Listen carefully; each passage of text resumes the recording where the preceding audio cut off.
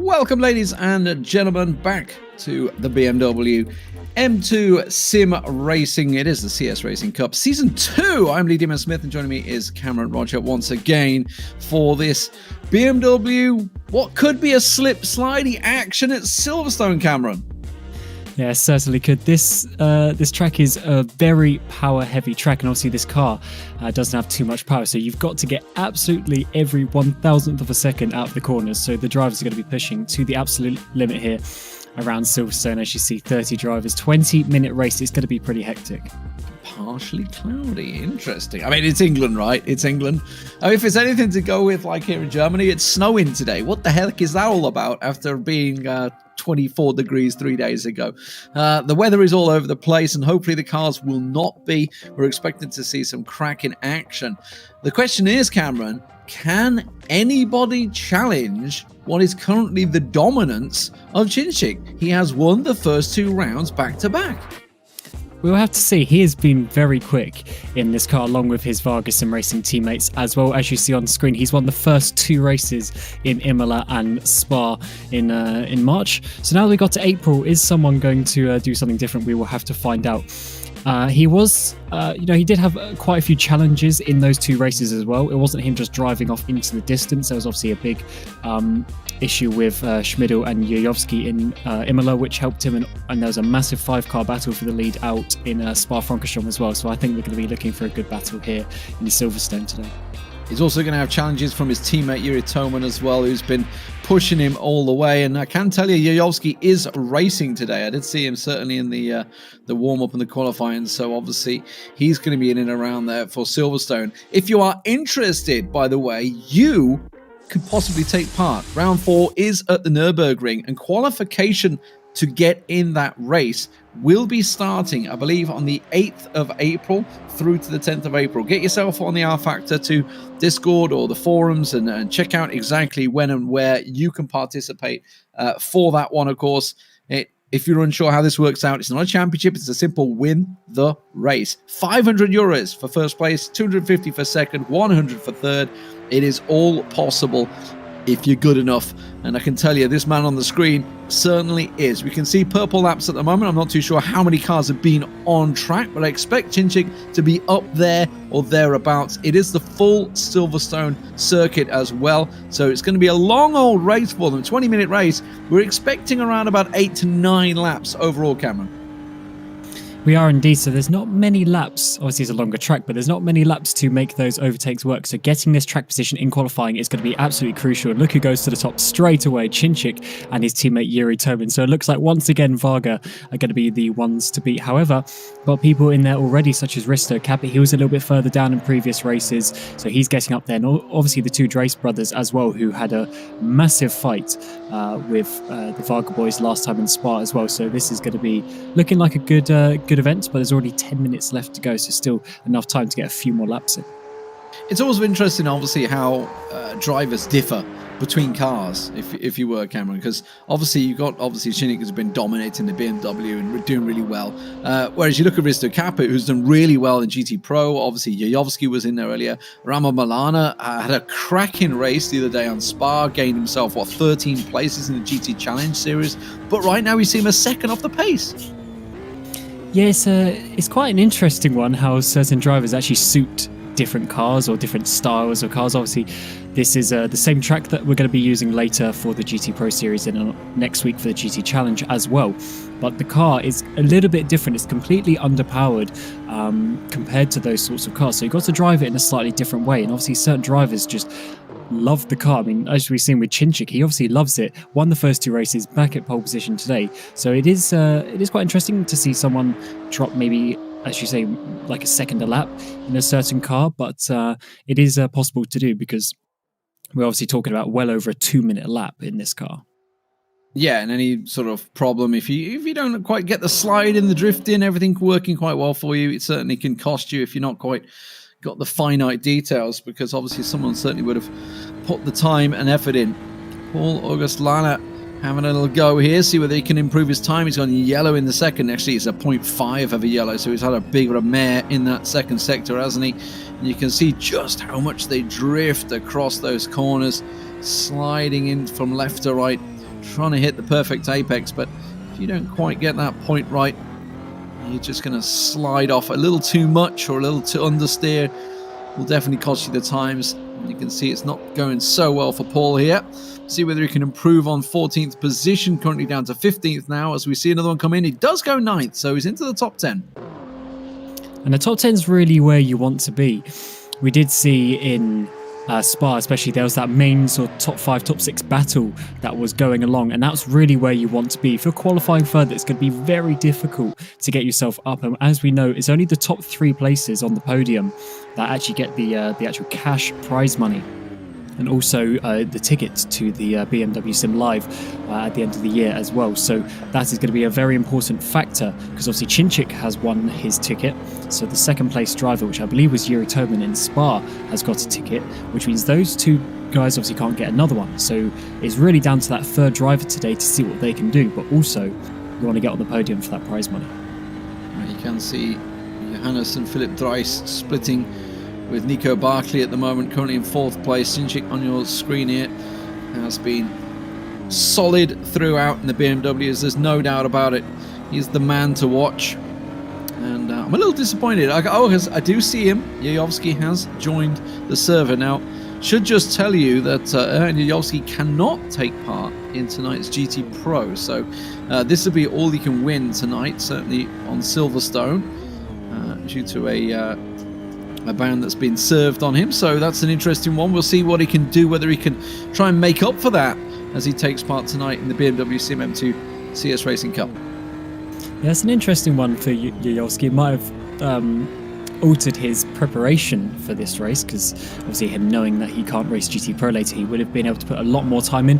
Some of these drivers have been trying to do both GT Pro and then also this M2 support race as well. So that's going to be quite an interesting one to see if Yayovsky can get up there. Obviously joining a bit late, he's probably only going to get one flying lap in, such as the length of an out lap here. Now we're seeing Chinchik coming through sector 3 now. He's doing a fairly decent time actually. He's only a tenth down in that middle sector, so if he pulls it together in this final sector, he might be able to go even further ahead, but it is only 1/10 separating the top 3 as we come towards at least the final 5 minutes of the qualifying session. And it is it's not one of those ones where you can finish your lap. Once we get to 0, we will be moving, so you need to make sure you're getting your laps in. And now Chinchik coming out of the final corner. It's a little bit of a run to the line, so that final corner is very crucial, and in the end he doesn't improve, but he will stay on pole for now.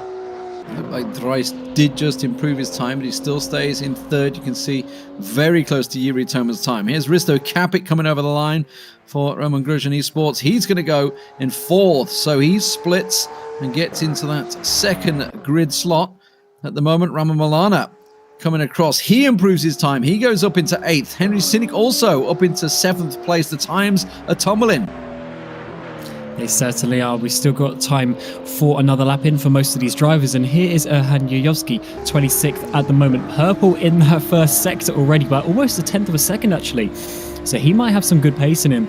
As you mentioned, hopefully for our sake, he would have been focusing on this race a little bit more. So I wouldn't be surprised if he's going to be battling out for this victory later today. And one thing that he's very good at, especially in the Formula E series, Formula E Accelerate series that just happened on rFactor 2 as well, one of the reasons why he did well in that is because his qualifying was very good. It gets you in a good position, and especially in these shorter races, it's only a 20-minute race.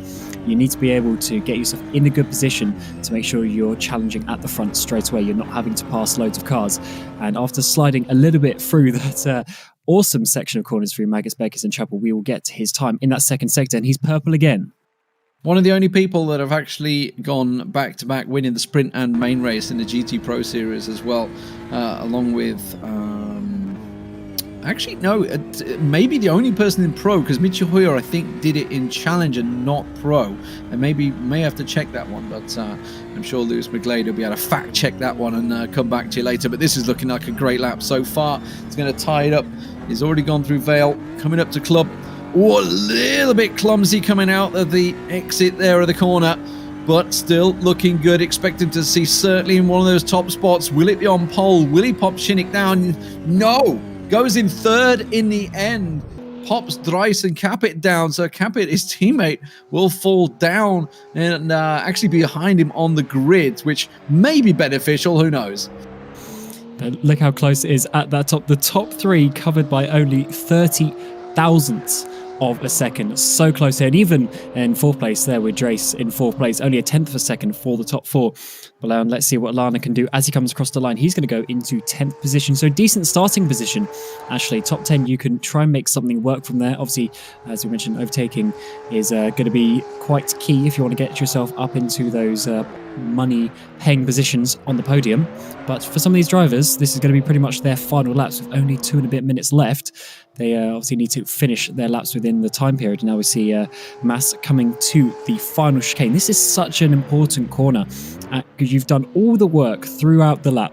You're coming up, doing over 5 kilometers of driving. It's just that one tricky little chicane where you can lose it all. And obviously this final flat-out corner as well. So where can Mas put himself? Currently in 15th place on a couple of personal bests, so he should be improving up to 13th place.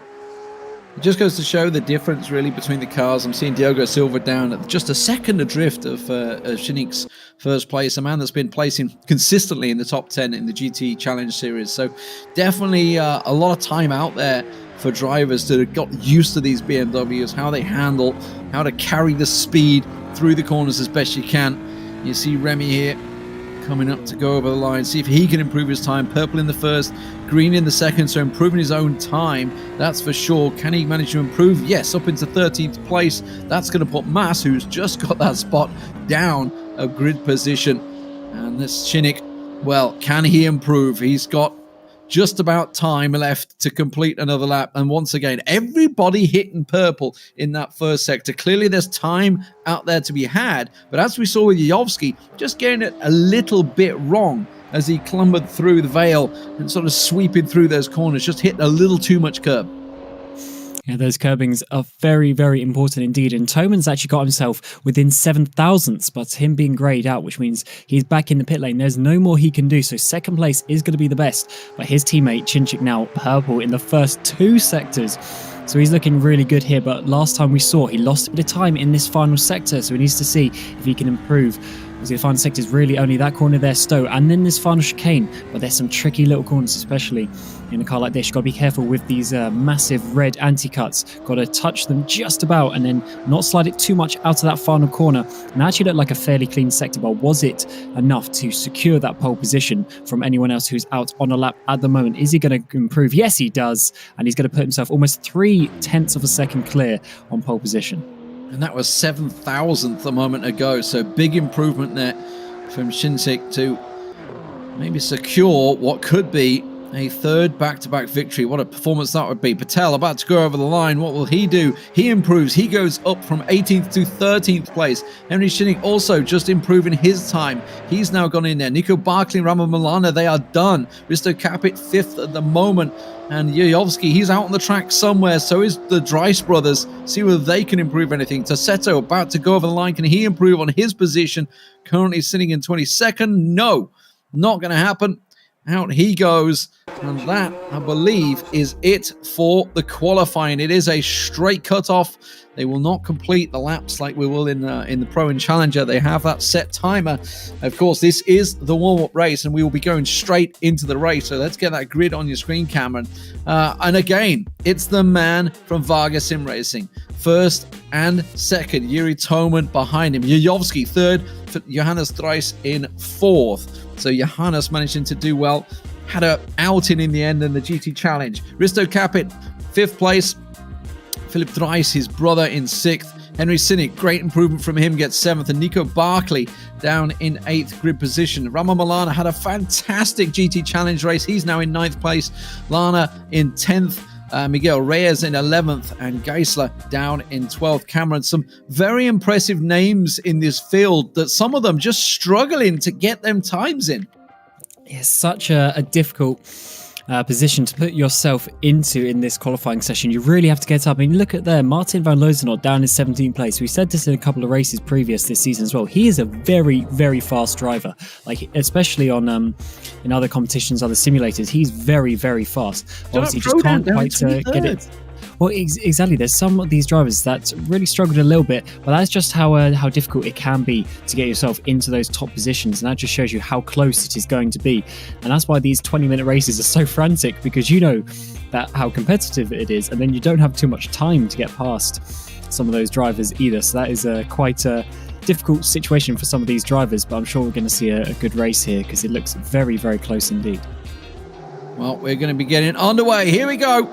The BMW Sim M2 CS Racing Cup round 3 at Silverstone is underway. It's a great start already. Yayovsky right under the nose. You can see there tucking in, trying to get past Yuri Toman, but Toman's held on strong at the moment. So he's got the 2 Varga Sim Racings right in the front there. Risto Kapi looking to try to make a move as well behind him. You can see Yayovsky just cutting that move off at the moment as Dries is trying to be defensive. Yayovsky looking to dive up the inside past Yuri Toman. May well make it work here. He's going to have a long old straight to try and drag this one out. We'll have the inside on this corner as well. He maybe have enough to take that second place. Yeah, that was an awesome move there by Yayovsky. That was a very good chance. They are wheel banging down the straight as well. Boys, you need to calm down. It's only the first lap of the race, but who's going to be the last of the late breakers into Brooklyn? Such a difficult corner because you really pinch and then you squeeze out wide as well. And you see Yayovsky's just pushing Toman all over the grass. That might end up in a spin if they're not careful, but unfortunately, they managed to get it. And now Drace is coming to join the battle as well, but I think Toman's going to hold on the inside here, so Yayovsky is going to maybe need to pull in here because otherwise he'll be out the back, but he's still wheel banging after a couple of kilometers being side by side. My God, bumper to bumper all the way, and Johannes Dries is looking at this and thinking, can I squeeze through on Kops? I don't think so. They're going to be flat out. You can see bumper to bumper, Risto Capit right up behind him as well. They are absolutely neck and neck right now, but it's Shinchik that's absolutely benefiting from this. You can see he's pulled nearly a half a second lead already over Yuri Toman. Look, that looked like a big cut there from Yayovsky. May well get a penalty for that one. You can see they will have, I think they're allowed 3 cuts before the penalty comes in. It is the in-game system that will penalize them, if I can get my words out there. Rama Milana, what a move he's made. He's up into 8th place, so he's gained some serious ground from the start. But as you can see, trying to get that drag. We saw how important it can be in these BMWs at Spa, and once again at Silverstone, that's what it's all going to be. But look at that, how squirrely they get in the corners. You have to push to the absolute limit in this car. Look at that massive train behind them as well. You make one mistake and you are maybe not even losing one position. You could be losing multiple. And Yayovsky knew that was one of his best chances because obviously once the race settles down a bit, it gets a little bit more difficult to get that momentum to make an overtake. So he knew that was his opportunity, but he couldn't quite get that position into that second place position. Obviously, this is for the prize money as well, as we said earlier, 500 for the winner, 250 for second place, and 100 euros for third. So this is good money for these guys to be fighting for, and that's why they're pushing to the absolute limit. And Yayovsky knew that was his opportunity, but he's going to have to try again. But if he's not too careful, actually, these Vargo Sim Racing boys are going to start fighting. And as we know from the previous races, there's no team orders here. They're going to be fighting to the absolute limit. Absolutely pushing it all the way. And you can see Thrice wants to get involved in this as well as Risto Capit wants to try and maybe help his teammate out and try and put together a move to challenge the Varga Sim Racing guys. There is a yellow in Sector 1. Somebody has had an outing. I did see already Prodan is out. So some incident further down the field in that first lap. Very eventful first lap. But you can see Yayovsky once again looking to try and force it. That's a wide move there. Shinchik was swinging a little too wide. Yuri Toman caught the ground on him. And Yayovsky right up behind, so slight error, missing his braking point slightly there. Yeah, I saw Van Loosenhout was having a bit of an issue dropping down the order as well. So I do wonder, this is Prodan, I think, actually on the inside, as you mentioned, in the Volante. So maybe there's going to be some massive dive from someone here into turn 3. And yes, that is exactly what it was. And Prodan goes on the side. He probably got stuck on the side of his car actually there, which is probably why he had to DNF. That is unfortunate for him. Just got dive bombed by someone into the inside of turn 3, which is not what you want to see. But unfortunately, he's going to be out of this race. And it's a bit of a shame. Obviously, it's only a sprint race. There's no way to come back. But Yayovsky now getting very close to Yuri Toman. Yeah, nothing you could do about that, unfortunately. It's someone sends it up the inside and spears you like that. There's absolutely zero you can do. But yeah, they are putting the pressure down. Shinchik maybe just trying to manage this one, but Yuri Toman is getting closer and closer. So Shinchik's doing what he can. Obviously, the winner back-to-back so far in the BMW Sim M2 CS Racing Cup. see whether he can challenge any further. Look at that, Blazek's made 6 places up into 12th place right now. Great start from him, it would appear. Doing a fantastic job. Yayovsky is the one that's continuing to push once again, with Risto Capit just starting to slip away a little bit from this front 4 pack of Thrice as well, though. He's got, obviously, Henry Siniku's done great work. He's up into 6th place on the back side of Risto Capit, so he made a spot up already as well early on. As we go into the start of the 3rd lap here, we're expecting around about 8 to 9. You can see 15 minutes gone, so we're already 5 minutes in. It's really a case of how quick the pace will be. The race pace at the moment is looking pretty damn quick.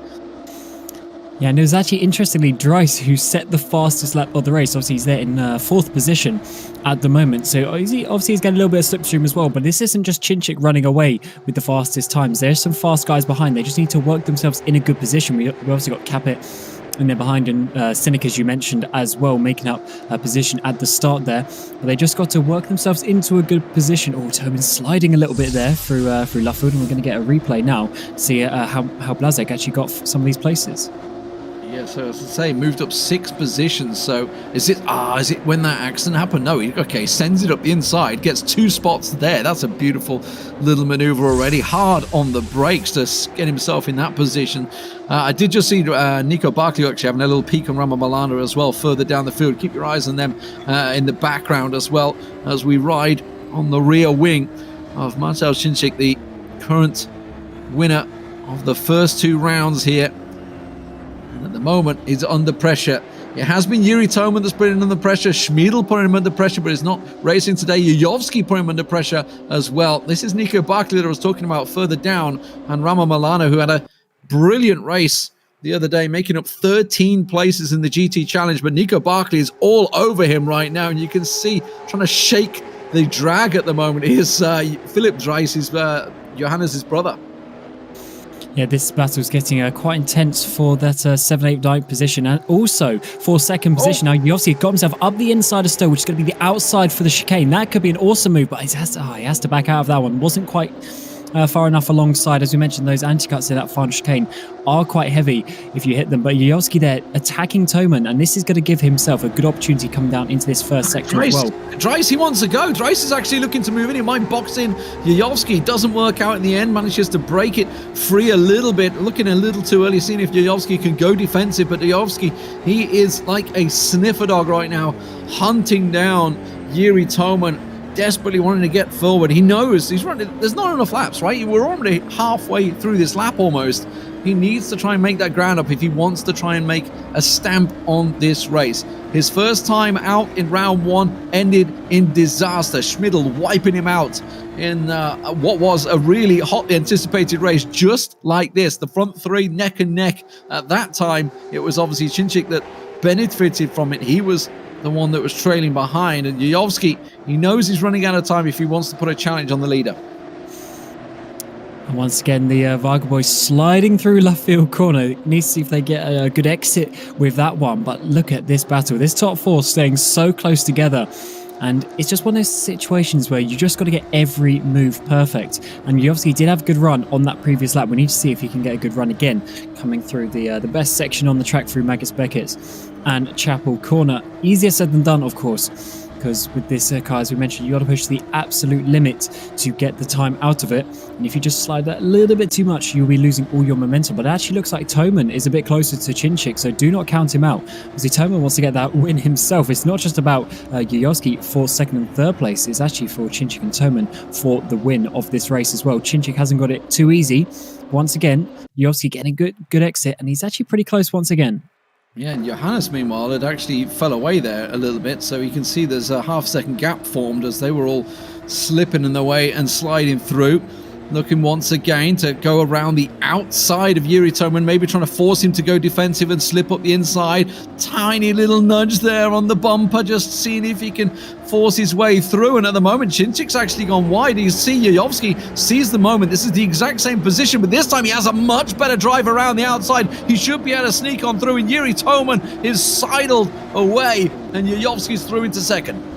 Yeah, so Yuri doing a little bit of a headlight flash there coming through the final Kinket Club, but that was a really nice move by Yayovsky. The previous lap, he backed out of that incident, backed out of that position, I should say, and that probably gave Toman a little bit of confidence of defending the position. But this time, Yujovski sent it around the outside, didn't back out, and now he's up there into second place. So Toman needs to do something, but Toman is coming back once again. And if these boys aren't careful, Chinchik's going to go up the road. But look at this from Yujovski, really pushing to the limit and getting himself up into second place. I very nearly thought we were going to see Chinchik getting a spear in the back there. It looked like they were racing so hard they just slipped the break point, but you can see Jiri Toman looking to hold that toe as long as he can. Once again, as they dive down into Brooklands, but it doesn't look like he's going to have a chance to slip around once again. And Yujovski under the pressure. This is a man that's obviously been under that situation, 2 times GT Pro winner. Absolutely knows exactly how to handle this. Jiri Toman, not a slouch himself. He's trying to put the work in.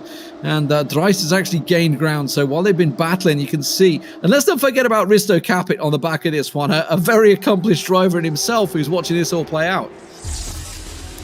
Exactly. Well, we're going to get a replay here of this is going to be the move. So you're going to see Yujovski absolutely send on the brakes, even on the curb as well, a bit on the grass even. But this time he plays no games, goes all the way around the outside. That is such a nice move. Obviously a bit of a little bit of contact there on the exit. It was actually Toman having a bit of a slide that helped the situation. So really nice move there by Yujovski. Can't really complain about that one. And nice and aggressive driving. That's absolutely beautiful to see. No doubt about it. You can see them, how close they were side by side. Further down the field, looks like Nico Barkley and Ramalana still sticking it out against Philip Dries. Chinchik getting his own little race at the moment in 6th place, but it's also Chinchik currently that is once again leading the race as we break inside the 10-minute marker. We have not too long left, but Yujovski is now looking. Can he actually make the move? Whoa, what's happened there? Risto Capit just slipped on past Dries. I missed that one. Yeah, it's in a Stowe corner in the background. It looked like there's a bit of contact because Dries went so far outside the apex. I think Capit sent it down the inside and he's got himself up into that 4th place. You said just a minute ago that he was there, he was lurking, and he's now only a second off the next guy, Jiri Toman. So he might be able to get himself on the podium with a few laps left of this race. And now Ramo Milana is battling with Nico Barkley and the other Dries brother, Philip, into turn 3. Oh, Nico goes in a bit deep there. Now they're going to go side by side over the curb there. Nico manages to get outside of that one because that could have been an incident like we saw with Prodan earlier on. But he manages to back out of it, but you can now see Ramo Milana trying to get up the inside of the King out onto the Wellington straight, but he's not going to quite get overlapped just yet. And we'll see whether he makes a little peek for it as they get to Brooklands, whether he's going to try and dive out. You can see Nico Barkley trying to force the defensiveness. Rama having a little look, but Dries does go defensive on the braking as they hang it around very, very close to one another. Once again, Nico looking at trying to maybe sneak up the inside of Rama. That's not going to work out for him. And they're going to be flat out once again as they go down into Copse. So, close battles at the moment throughout. It does look like there is a gap. There's a 1 second gap between Jiri Toman and Risto Capit. So definitely something happened there for Johannes Dries to slip back so far. Yeah, sometimes you're obviously just getting a little bit of a bad section of the race, and obviously losing that position to Capit would have halted his momentum a little bit. It's opened up a little bit of a gap actually. It's still around a second from Jiri Toman, so they haven't really caught him too much on this lap. So let's see the replay of how he went down the inside. Is there going to be a bit of contact here? Because Capit really aims for the apex, comes off it a little bit, and a bit of contact is made. Couldn't quite see what Dries was doing, unfortunately, but it's certainly an aggressive move by Capit. And now we see the battle for the lead as well. Battle for the lead coming into Stowe corner, but also for 4th place as Capit is going to have to defend. Oh, no. Yujovski got through, but Chinchik, as you say, that was just happening. We were looking at Risto, and Yujovski did have his nose in front. You could see on the board on the left there that he actually had got himself ahead for a moment. So starting to put those challenges in. Only 6 minutes to go. That equates to roughly about 3 laps left as they're about to go over the line. So actually, that would be all you're going to get now. So not too many overtaking chances throughout this one for Yujovski to try and put this challenge in. Meanwhile, obviously, we were watching Dries and Risto Capit. That looks like it's calmed down a little bit, as does the battle further down between Ramo Milana and Nico Barkley. This is definitely the race right now. Marcel Chinchik back-to-back winners of round 1 and 2 under the pressure of the GT Pro Season 1 and Season 2 champion, Erhan Yuyovski. And Erhan seems to be the only guy in this top 5 that could really consistently make some overtakes. He's already got past Toman, as we saw, and now he's trying to work out how he can get past Chinchik. But we know Chinchik from this and other series as well. He's a very aggressive driver, and he will not give an extra inch that he has to. So Yuyovski needs to try and get himself up the inside once again, like he did on the previous lap. But he needs to make sure on this part of the track he's not doing anything too crazy, because we have seen if you get a little bit too close here, you then end up losing out a little bit. You get stuck on a certain apex. But that you really need the momentum coming out of Chapel Corner onto that back straight.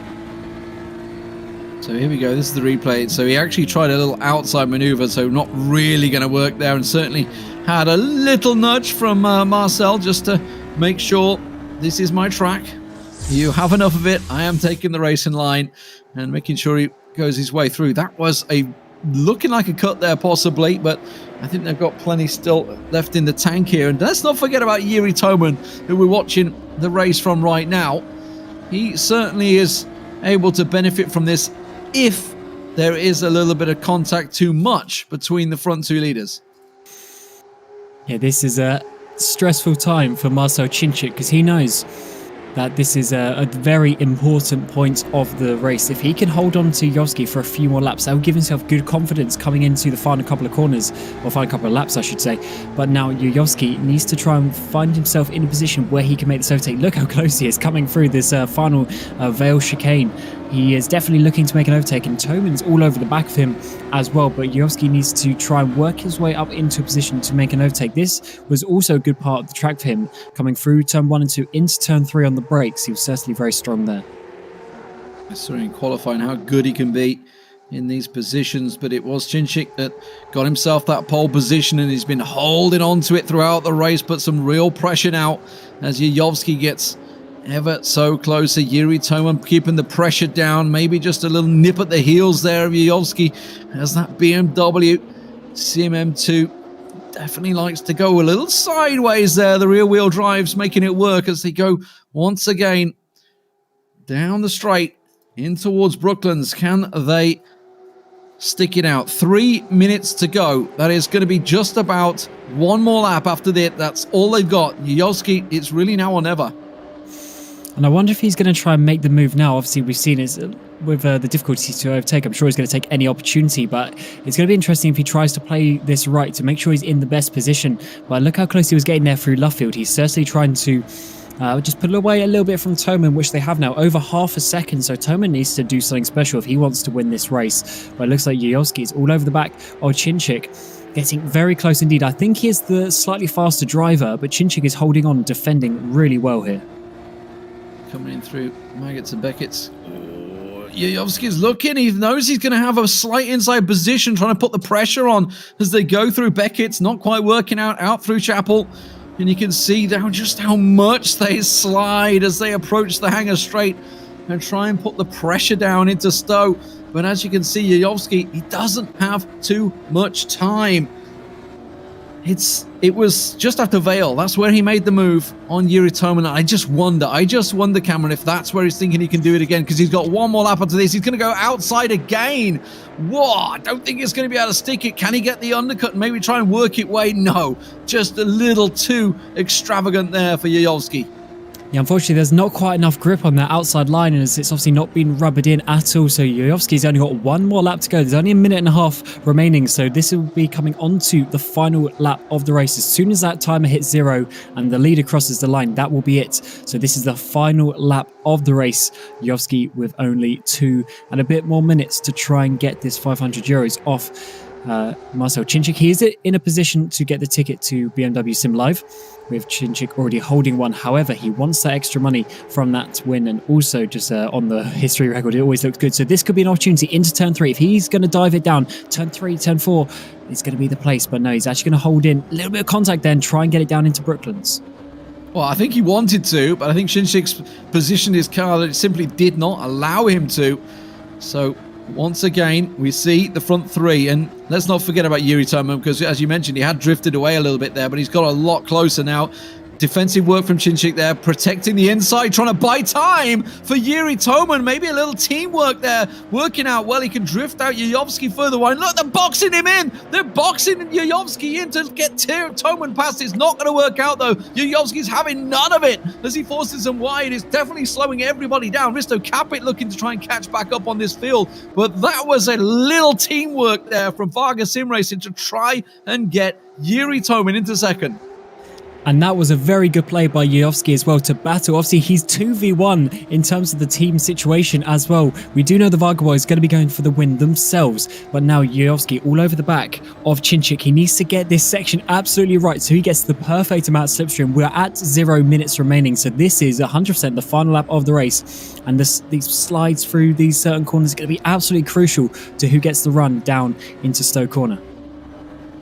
It's looking good at the moment. Let's see whether he can make it. He's got the drag. Toman's just slipped away a little bit. Hasn't quite got as close as he'd like. Here's Yuyovsky looking at the inside, trying to force it. Doesn't want to take the outside. He's tried it twice already. He knows it can't work. He's looking for the undercut. Oh, no, that's hard braking. Toman goes through. Yuyovsky on the inside. Chinchik's outbraked himself. He's done himself in at the moment. It's Yuri Toman and Yuyovsky neck and neck as they're going to come into the chicane. Is he going to be able to work out for them? Oh, Yuyovsky, he will be on the inside. He's the exact position. He did this on Yuri Toman before. He rides the big red curb. That flips him sideways, but he manages to hang on, and it will be Yuyovsky that will go over the line with Yuri Toman in second, Marcel Chinchik third, and Risto Capit right on their heels in fourth place.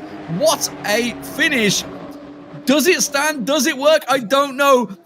There was a bit of teamwork between Yuri Toman and Marcel Chinchik to try and get that first and second. It didn't pay off. And I don't know whether Chinchik was trying to outbrake once again there as he went on the outside. I gotta be honest, racing incident. That's all I can say. Let's have a look at this, Cameron. Yeah, so Yuyovsky goes to the inside. He does a little check on the brakes that we saw. And what you see here, he's going to go wide. He's going to brake a little bit earlier and try and get his nose down the inside. There isn't quite the space.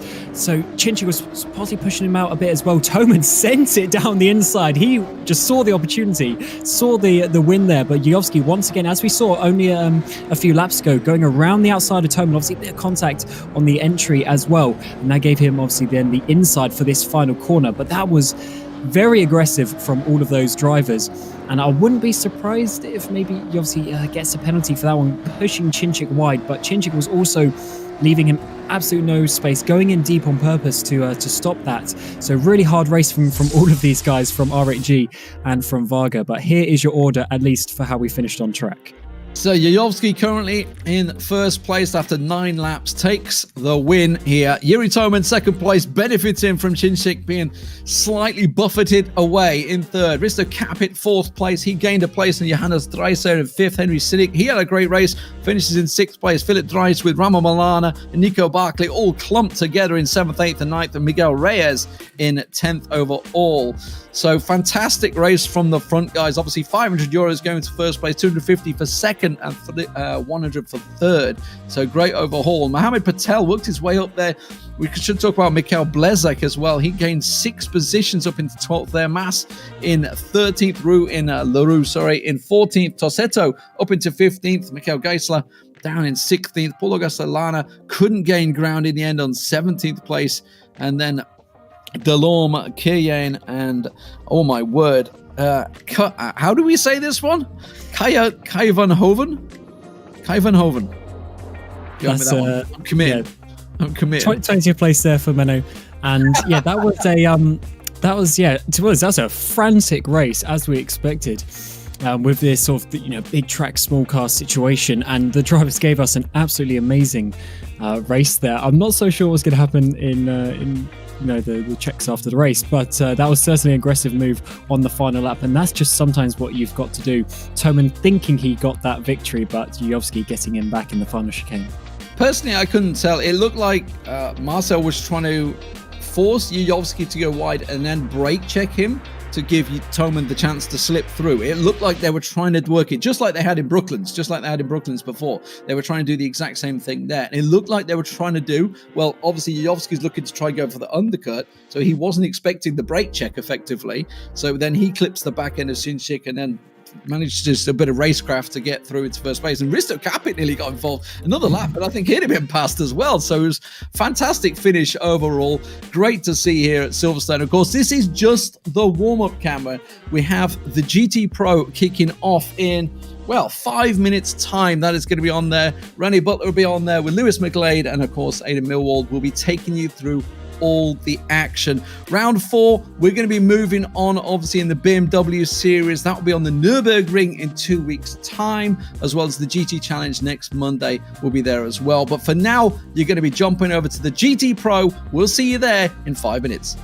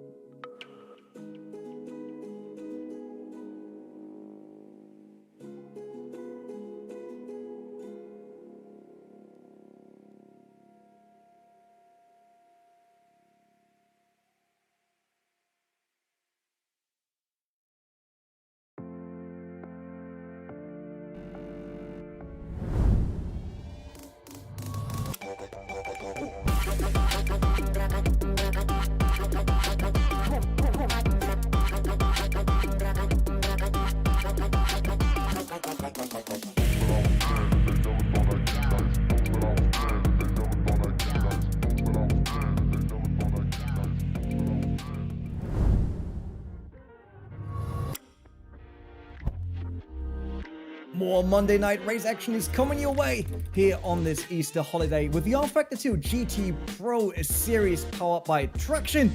My name is Rennie Butler, alongside is Lewis McLeod, bringing you all the action from this beautiful place, Silverstone, UK. The home of British motorsport, and a fantastic venue it is. We've been here before, mind, when we started our run around and GT Pro a good 13 months ago. Coming back to the circuit does feel a bit like coming home. Definitely is inside. It is an iconic track. Everyone knows it, and everyone should know the format, at least from the races. If you guys out there don't know it yet, here it is for you in round 3 out of 6. We just came up from Spa Francorchamps over the Channel Tunnel here to Silverstone. 15-minute sprint race after the qualification, and then it's a 45-minute feature race with the top 10 being reversed. That will be a very interesting race. Once again, partly cloudy. I mean, we are in the end in the United Kingdom, so there has to be a bit of clouds around, and it's the top 30 drivers, Lewis, the best ones when it comes to GT racing. Yeah, the clouds seem to have been looking like there was going to be some rain throughout the week, but we come here on race day and it seems like it might have just pushed off for the afternoon's action, but you never know. It is, like I say, it's Great Britain. It was hailing outside here earlier, and I think at some parts it was snowing today, so who knows?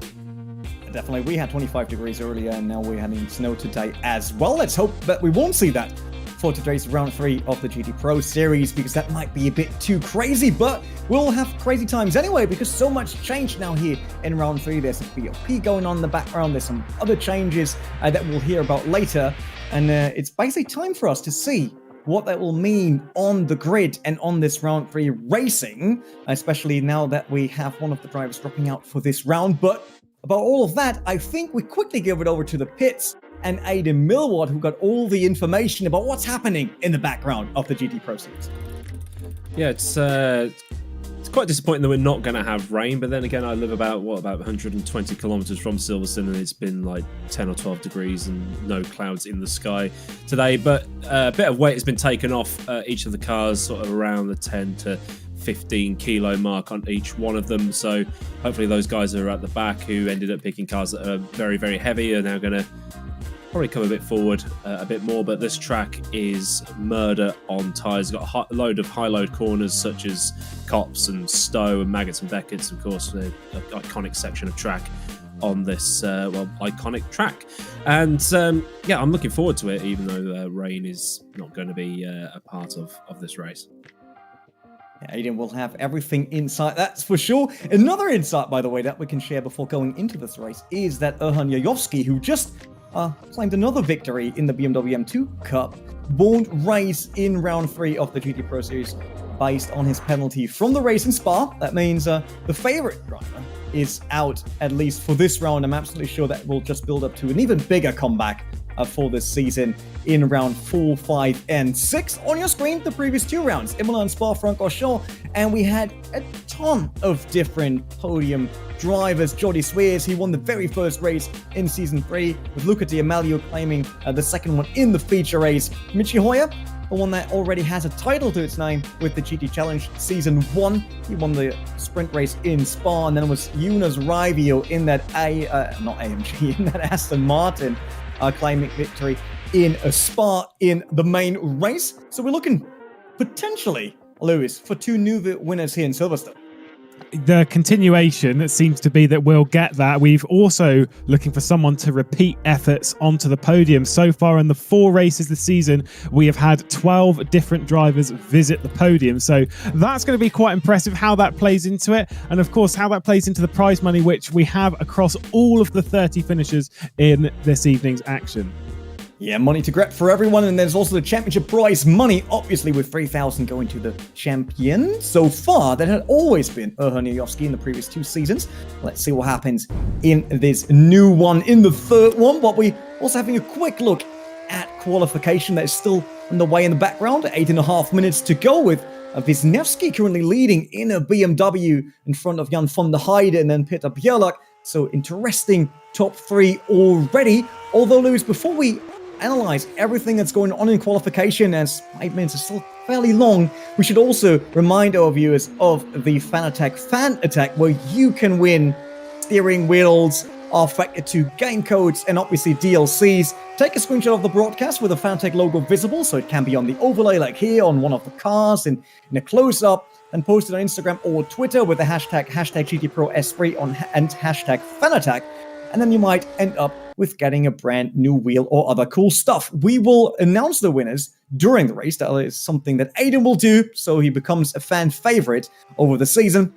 And you should definitely take part. Make sure to be in the Fantech Fan Attack. But back to racing action. And I see Castorp in the Porsche on 4th. Seems like the car's really coming to life, Lewis. Yeah, so I was having a chat with Yuri before we got onto the server a little bit earlier, and he was saying that the Porsche, same as at Spa, it's a car that qualifies quite well. We're not expecting it to do too well in the race, but this is Yuri Kasdorp we are talking about here, so you never know. A little bit of a note on what we're seeing in qualifying at the moment as we focus on Michi Hoyer, who's definitely a driver I want to talk about today. Victorious at Spa, had that pole position as well. And if we rewind ourselves back 12 months to when we had GT Challenge here for that first round back in season 1, as he crosses the line, he's going to go up to 7th place. Michi Hoyer on that day won the feature race, but also the day before he won the FSR World Championship race. It was his first win there. What did he do yesterday?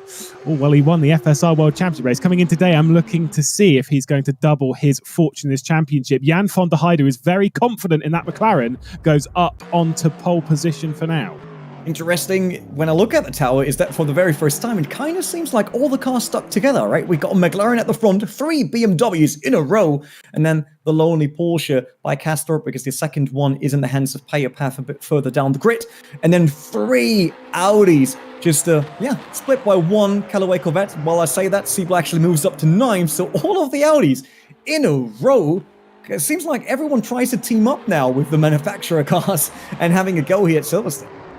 Yeah, Timotej Antonovsky, who's currently qualified in 6th position as a driver, we are going to cover a little bit later on because you'll notice a slightly different livery on his car. Kevin Siggy, he'll be one driver that's very, very happy with the slight change in ballast that we'll cover a bit later on as well. Goes across the line and up to 11th position, immediately dropped down to 12th for good measure as our championship leader, all things considered, if you don't count the drop score right now. Nuno Pinto goes to 11th. With Jan van der Heide, when we were here last, back in season 1, he qualified down in 18th place, so he's going a lot better, and that was also in the 720S that day. Ended the races in 21st and 16th place. I just want to talk about a couple of drivers though in that race, because the top 2 when we got through qualifying back in season 1, Rudy Van Buren, who does not take part in GT Pro anymore, and Erhan Yayovsky, who obviously is not here today courtesy of that incident back at Spa. Obviously quite a hard incident to judge, and he's been given a 1-round ban. We'll see him back round 4 when we head to the Nürburgring.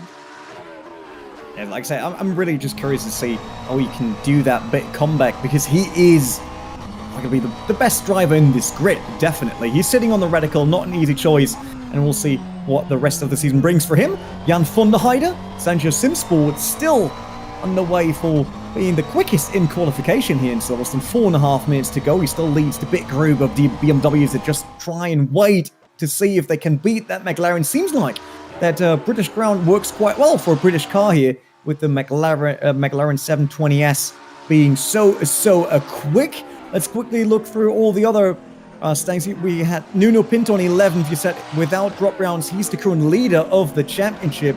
So 11th isn't bad at all. He just needs to snack away Stolz's 10th place for a pole position for the main race, if it would stay like that. Spigno Shara and Jordan in the Bentleys in 13th and 14th. So they're similar to the pace of Nuno Pinto right now. They've just been split by Kevin Siggy, now with half the weight penalty of draft, while we see Nico Wisniewski going sideways there, losing control a bit too much on the throttle there, losing the car. But yeah, Siggy, he should do well now with half the weight penalty, basically, that he got from the draft. And I'm curious to see him now diving into the top 10, maybe even getting a prime spot for the start of the main race. Absolutely. Jone Simičić is going to cross the line here. He's gone purple in that middle sector as he goes up to 5th place. Purple in the final as well for good measure. Yet to win a race at this level, but obviously started from the front row back at Spa. Got himself onto the podium there. Saying about the McLaren 720 doing so well, and this is where things get really confusing for me with things in GT Pros, because the 720 in the hands of Jan van der Heide looking really, really good at the moment. But where are the other two 720s that we have? Because he's the heaviest one. Well, Arne Schonfleet is down in 27th place and Kevin Rotting is down in 28th place. What is happening there? When we came here last, Arne Schonfleet actually qualified in 20th. He had a really terrible day when we came back in season 1. And it seems like he just doesn't gel with this Silverstone circuit. That is continuing here into season 3 of GT Pro, as moving up the order and onto pole position. Would you look at that? Jan van der Heide is going to instantly grab it back by 9 thousandths of a second, but Hoyer had it for just seconds. Yeah, really interesting qualification this time with that big battle for pole position here between van der Heide and Hoyer. So that's Audi versus McLaren. And had a quick look, one of the older McLarens is in the hands of Luca di Amelio, who is leading if we account for drop rounds. Drop rounds, if you're not familiar with it, the worst round will be dropped at the end of the season. So basically drivers can miss one round, just like Ernie Jovski basically does today, and still be in contention for the championship. But he needs to be further up ahead if he wants to have a go at the top 5, Luca di Amelio. I think he's currently in 22nd. Right behind Ferris Stanley, who is 2nd in the standings with drop round on his Ferrari of 488. Ibrahim Khan, 23rd. So seems like Silverstone not their track of choice for now. And that probably also goes for Jonas Raivio, who said that his Aston Martin's probably not the right fit for this type of circuit. Yeah, he was complaining about it a little bit earlier, saying that despite the win back at Spa, the Aston Martin's not looking particularly healthy on home soil. Nuno Pinto looking good through the second sector. It was an okay first one, only a tenth of a bit down. See what he does across the line. He's currently in 12th position. He needs to fare better than that if he wants to hang on to the championship lead that he has without the drop score. Stays 12th though. Alex Siebel, who had a good day yesterday, currently qualified in 9th place. I was curious about this when it comes to the drop score and stuff, and with Erhan Yayovski, because obviously having a round ban, and it is an important note when it comes to that drop score, is does this round count to his drop score? Because realistically it shouldn't. True, because it's a ban. Exactly. So I kind of think that, all things considered, that's kind of done, unless people have a very poor attendance and maybe even some very, very poor rounds. Not sure how that one will play out. I'm sure Jimmy Allison will be in our ears at some point about the whole thing. Alex Siebel going very quick at the moment. Definitely does in that Audi once again. Currently in 9th. He got a purple sector in sector 2. Come around the bend. Let's see across the line if that might be enough to once again go up the ranking. No, won't be. Stays 9th. Last sector, a bit slower there. On board once again with Nico Wisniewski, not throwing away the car this time, it seems. Nope, all the traction there available for the BMW M6. Going down straight through the chicane. Now hard braking and really throwing that huge car into that small chicane. Great onboard camera we have there from his car as well. Currently 5th. He will be happy about that, but he also got 2 BMWs right in front of him, so the BMW Team GB driver definitely wants to move up, and he does so. Going on pole on the very last second. Nico Wisniewski grabbing it away from Jan van der Heide, sending Michi Hoyer down to 3rd. Wow. Yeah, that was an insane look at his middle sector. He was up by a country mile. I'm pretty sure that Jan van der Heide on this current lap is improving in the background there. We'll watch Jone Simičić across the line. He goes up into 4th place, setting a purple final sector. I was going to talk about how we've had pole position come down to a few thousandths of a second on 4 different occasions in GT Pro. The smallest margin was actually round 2 back in season 1. It was 6 thousandths of a second between Kevin Siggy and Erhan Yayovski. Pev across the line, the driver that was a part of that incident between Erhan Yayovski last time out. He's down in 15th place. And Arne Schonfleet, who's struggling with a 720, well, that seems to be why, because away he goes at Stowe. and the rear end of that car is just not gripping to the circuit. And that is something that we've seen from quite a few drivers here at Silverstone. It's a tricky circuit, despite it being maybe flat, maybe easy in some places, but the high commitment corners do cause issues in the car. Lorenzo Arisi for Wave Freem Esports stays down in 20th, and it does look, as all things stand at the moment, like everything is going the way of Nikodem Wisniewski at the moment for this pole position. Yuri Kasdorp, whilst he's good in the first sector, not so good in the middle. He unfortunately lost a lot of time there. That could have been his shot for the top 5, although he's a lot quicker than Peo Paf, who's in 15th with the other Porsche, up to 7. Also, I set 15 for Paf. It's not the case anymore. Jim Nisula moved up there with his Callaway Corvette. So it will be Wisniewski leading the sprint race here for round 3 of the GT Pro Series, powered by Traction GG, by the way. And I love that. It's once again a new pole setter. It's a new round, new lot for basically everyone. But with Wisniewski, we now have someone leading the pack that has the experience and the control of the car to basically stall everything there and just hold on to D alive to bring home that win, maybe. He had pole position before in the rFactor 2 GT Pro Series. This is back in Season 2 in Round 1. Ended up converting into pole position that day. And with how things have stood this season between the 4 races that we've had, starting from P1 has a 100% record of translating to a race victory. For Nikodem Wisniewski, he'd very much like that to be the case today, because he's currently down in 25th place in the standings. So he definitely needs to score some decent points. And for the 4-time GT Pro race winner, today could be his best chance. It will definitely help his approach of staying out of the relegation, because we know that the positions down there are either dropping out of GT Pro directly or get into the relegation.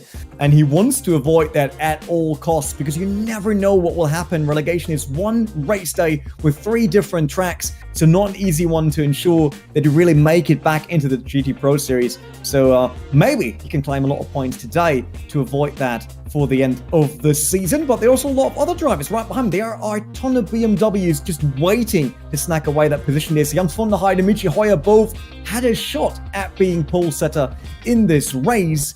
Let's see, in terms of sprint pace, if they might be even a bit quicker than that BMW.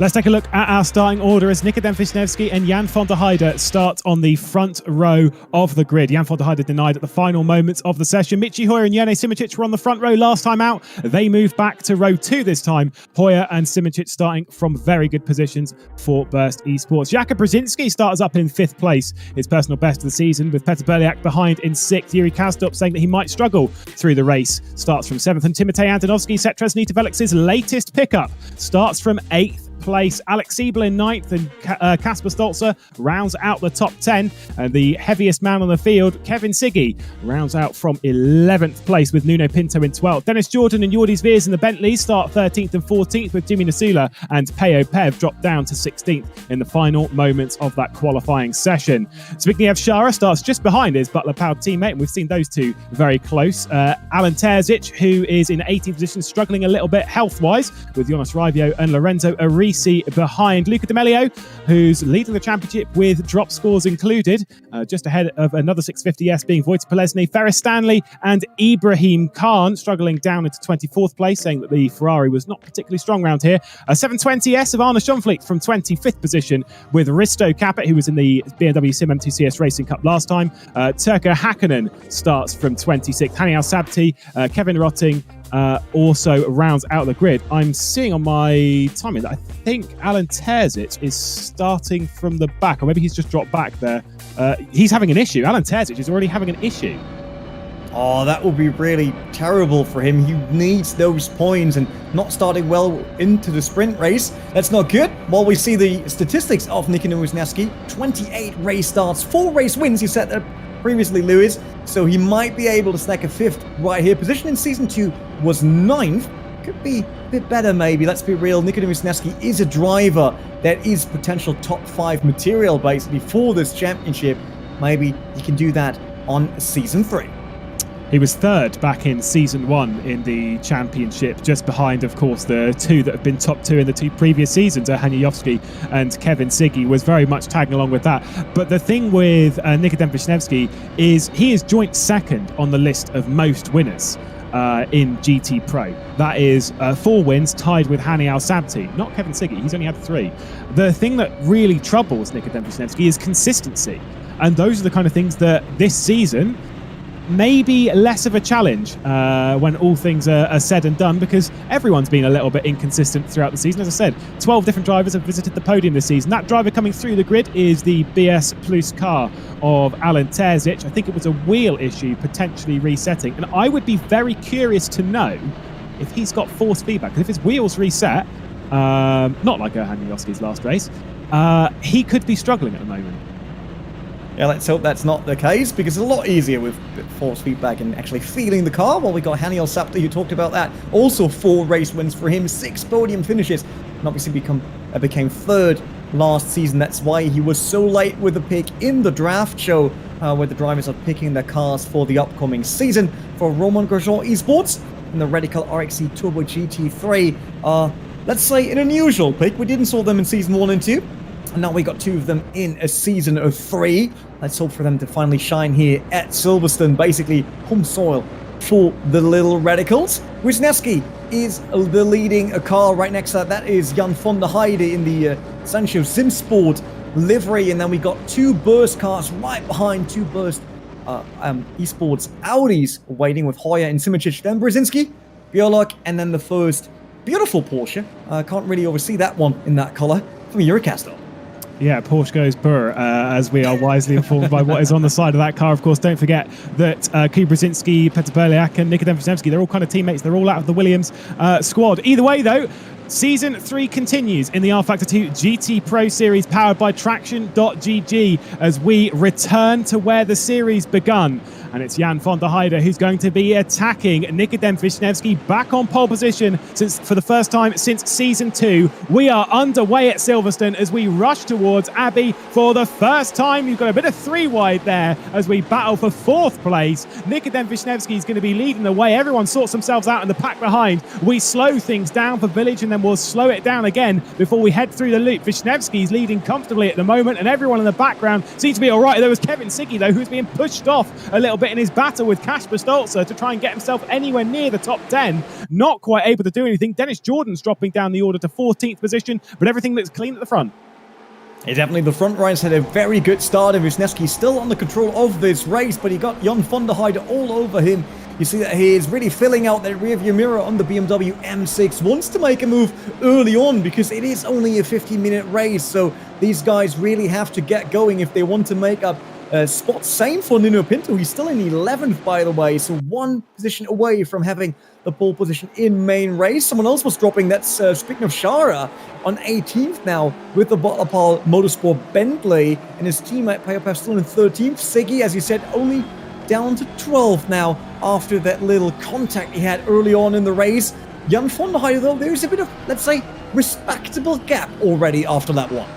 Yeah, van der Heide was desperate to take victory last time out in that battle in race 2, was unable to do so, in fact dropped down to 3rd place as Jakub Brzezinski passed him in the dying moments of the race and ended up getting 2nd place for himself. And of course that race being won by ex-Sancho Simsport driver Jonas Raivio. Focusing on today's action, he'll have to do a little bit of work to catch the 4-time race winner of Nikodem Wisniewski for BMW Team GB, who had a bit of an arduous affair when we started the season back at Imola. I'm pretty sure it was him. It was either him or Kuba that was backwards coming out of Tosa in the opening laps of even the sprint race, and it was just sort of backwards and struggle from there, courtesy of the weight. We've halved the weight coming towards the halfway point of the season. We get halfway after today's action, and things are looking good at the moment. I know that Michi Hoyer, just checking on there, he's dropped down to 6th place on that start after qualifying 3rd. Not going to be happy with that at all. He's showed strong pace in qualification, but now this is down to 6th, right in front of Yuri Kastor. While we're on board with Payopef, looking at the Bentley of Dennis Jordan. That's another Burst Esports car. They got the 2 Audis further up the grid, and this beautiful Bentley, and then it's Kevin Siggy and Nuno Pinto. Seems like the Porsche is struggling a bit there on the straight, not really closing the gap, even in slipstream to the Bentley. And there's another Bentley right behind, and that is Jordi Swears, a driver that knows how to create a move and put on a highlight here and there for the show.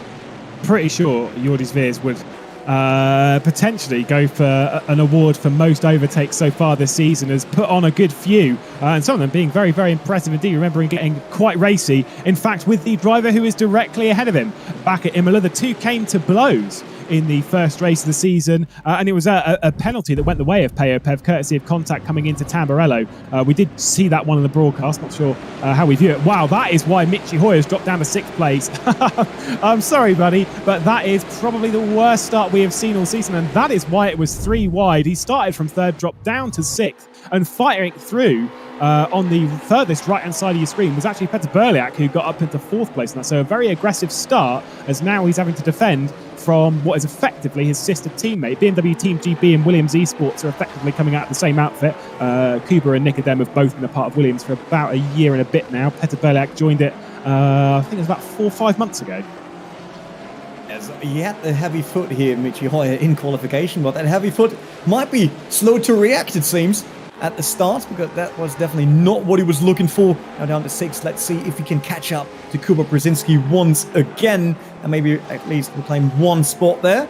He also will have to defend from Yuri Kastorp, who will try everything early on with that Porsche. He said over time the Porsche not really up to the pace that it would need at Silverstone to compete for the front, so he might want to make those moves fairly early. Arne Schonflick down to 26, won't be happy about that. To be honest, I still want to see him returning in a Porsche. I think this is it. It is down to him not being in a Porsche after season 1 anymore. He was so good back in Imola there. Now struggling a bit with the car choice for this season. Wojciech Polesny for Varga Sim Racing in 19th now, right ahead of Jonas Raivio, who won in Spa, and there's a contact here. Alan Turzak versus Shara. But what was that? Why was he tapping Shara again the rear? Like, he's also having another car on the inside. They're spinning around that Shara, nearly losing control, gets turned around once again. Very lucky for him. Back on track, but now will be passed by a ton of cars. And I wanted to ask if that was kind of like retaliation for the tap previously, but it seems like there was a McLaren snuck up the inside, pushing Turzic into that Bentley. Yeah, it was a little bit of a messy scenario there as they're all fighting over, and they're continuing to fight as we head into Maggots Beckers and Champion. You've got Lorenzo Arisi on the what was going to be the outside of Luca D'Amelio. We're focused more so on Zbigniew Shara, who's trying to get by the Radical of Hani Al-Sabti directly ahead of him, and he's under pressure from Arne Schonfliet, who looks like he's got a decent run exiting this whole complex of corners. It was a very messy sequence that was sort of started by contact between Zbigniew Shara and Alan Terzic, just sort of overcooking it into Luffield as he was under pressure from the 650S. Varga, it's going to be a bit of a dive there from Arne Schonfliet to the inside of the Bentley, and no way through there, carrying the muscle all the way around the outside of the big Bentley. He said earlier on in the season that if you want a car to work through this field, the Bentley's a good shout, because it's a bit of a, you can bully your way through in it. There's further contact behind as Wojciech Polesny is escorted off the road by Ibrahim Khan. There was contact through that section beforehand. Kevin Rotting as well coming to blows with, that'll be Turka Hakkinen. Crazy stuff. Big drop for the Varga Sim Racing driver. Let's see the contact once again. So that is Shara passing Turzik. Okay, he's punting him slightly, but that is Turzik aiming for the rear of the Bentley, and then Wojciech Polesny is like, that's a gap. I might be able to fit a McLaren in there.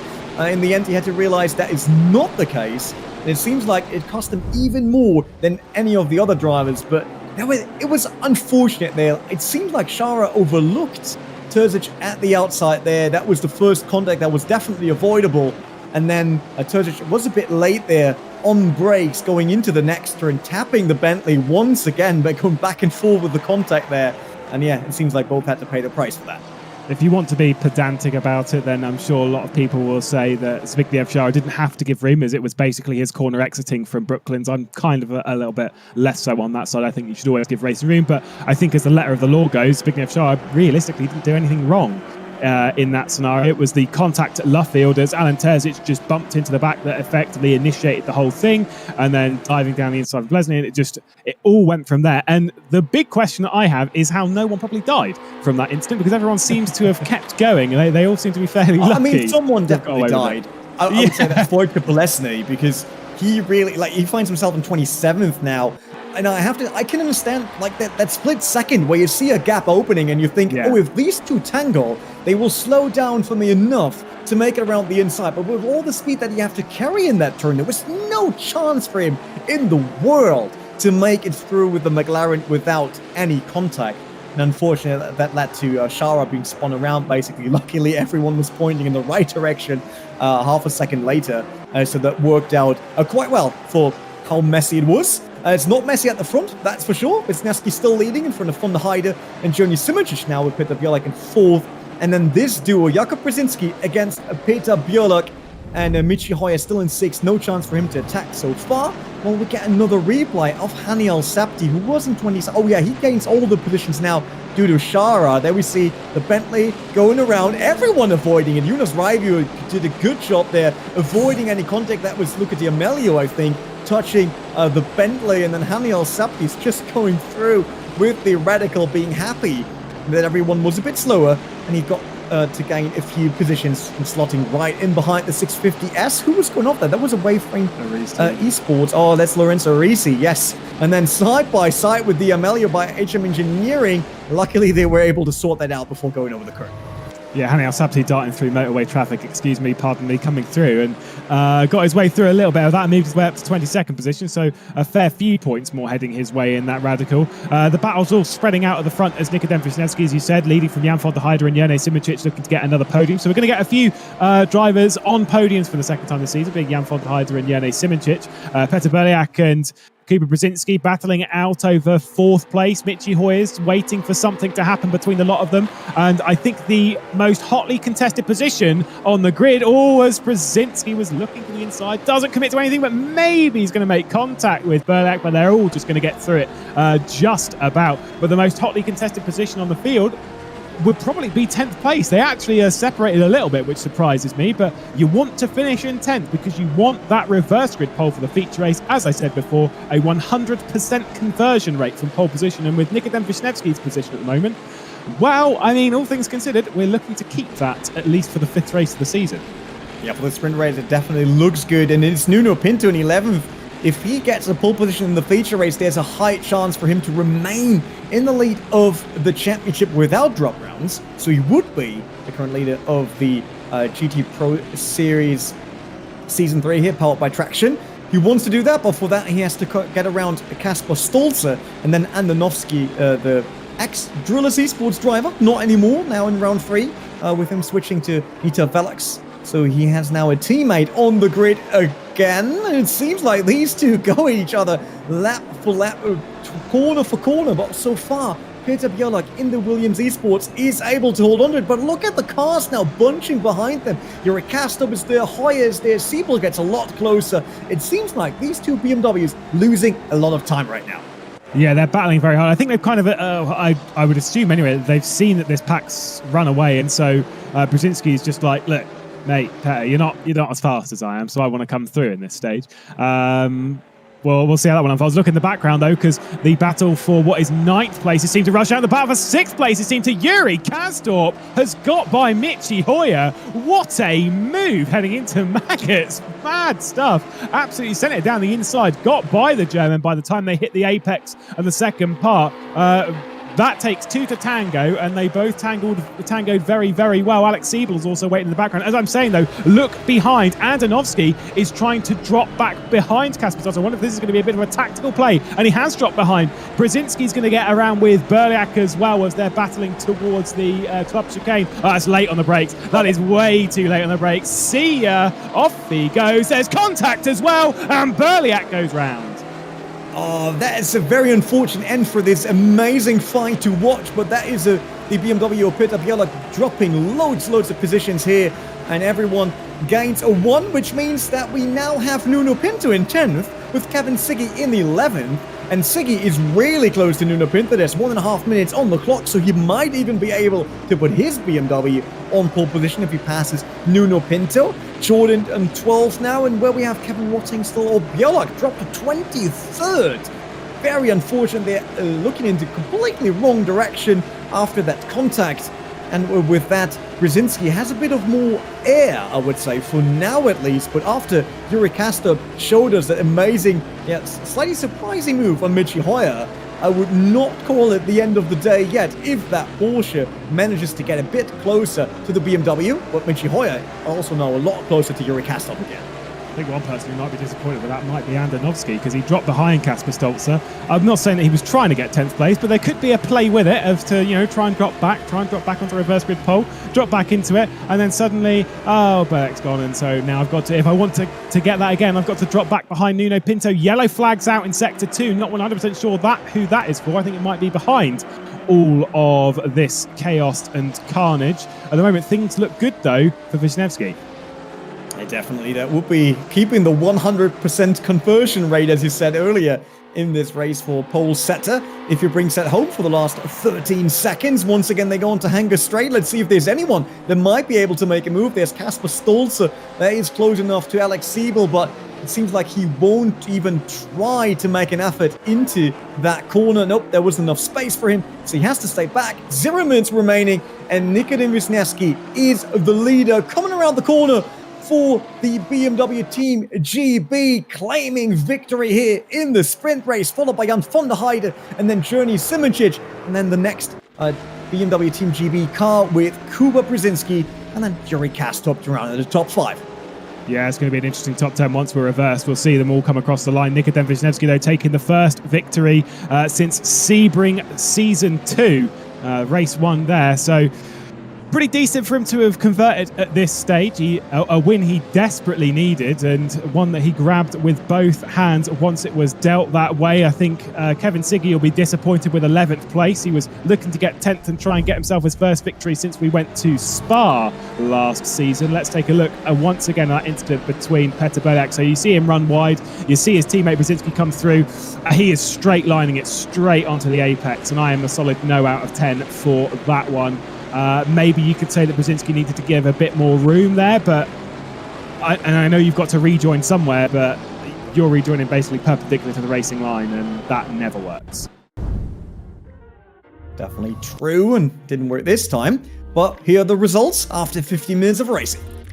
Nikodem Wisniewski then, as I said, his 5th victory goes to 2nd on the all-time winners list in GT Pro. Jan van der Heide and Jone Simoncic, their 2nd podiums of the season. Jakub Brzezinski and Yuri Kastrup round out the top 5. Curious to see how that one will play out with Brzezinski. Good result from Kastrup, best of the season. Michi Hoyer dropped down to 6th place, courtesy of that move that Kastrup put on him. And Alex Siebel, Kasper Stolzer, 7th and 8th. Timotej Andonovski and Nuno Pinto will end up being the front row of the grid in the next race. See if Timotej Andonovski can win on his debut for Cetres Nita Velix. Kevin Siggy, 11th place, best result of the season. I'm sure he won't be pleased with that even now.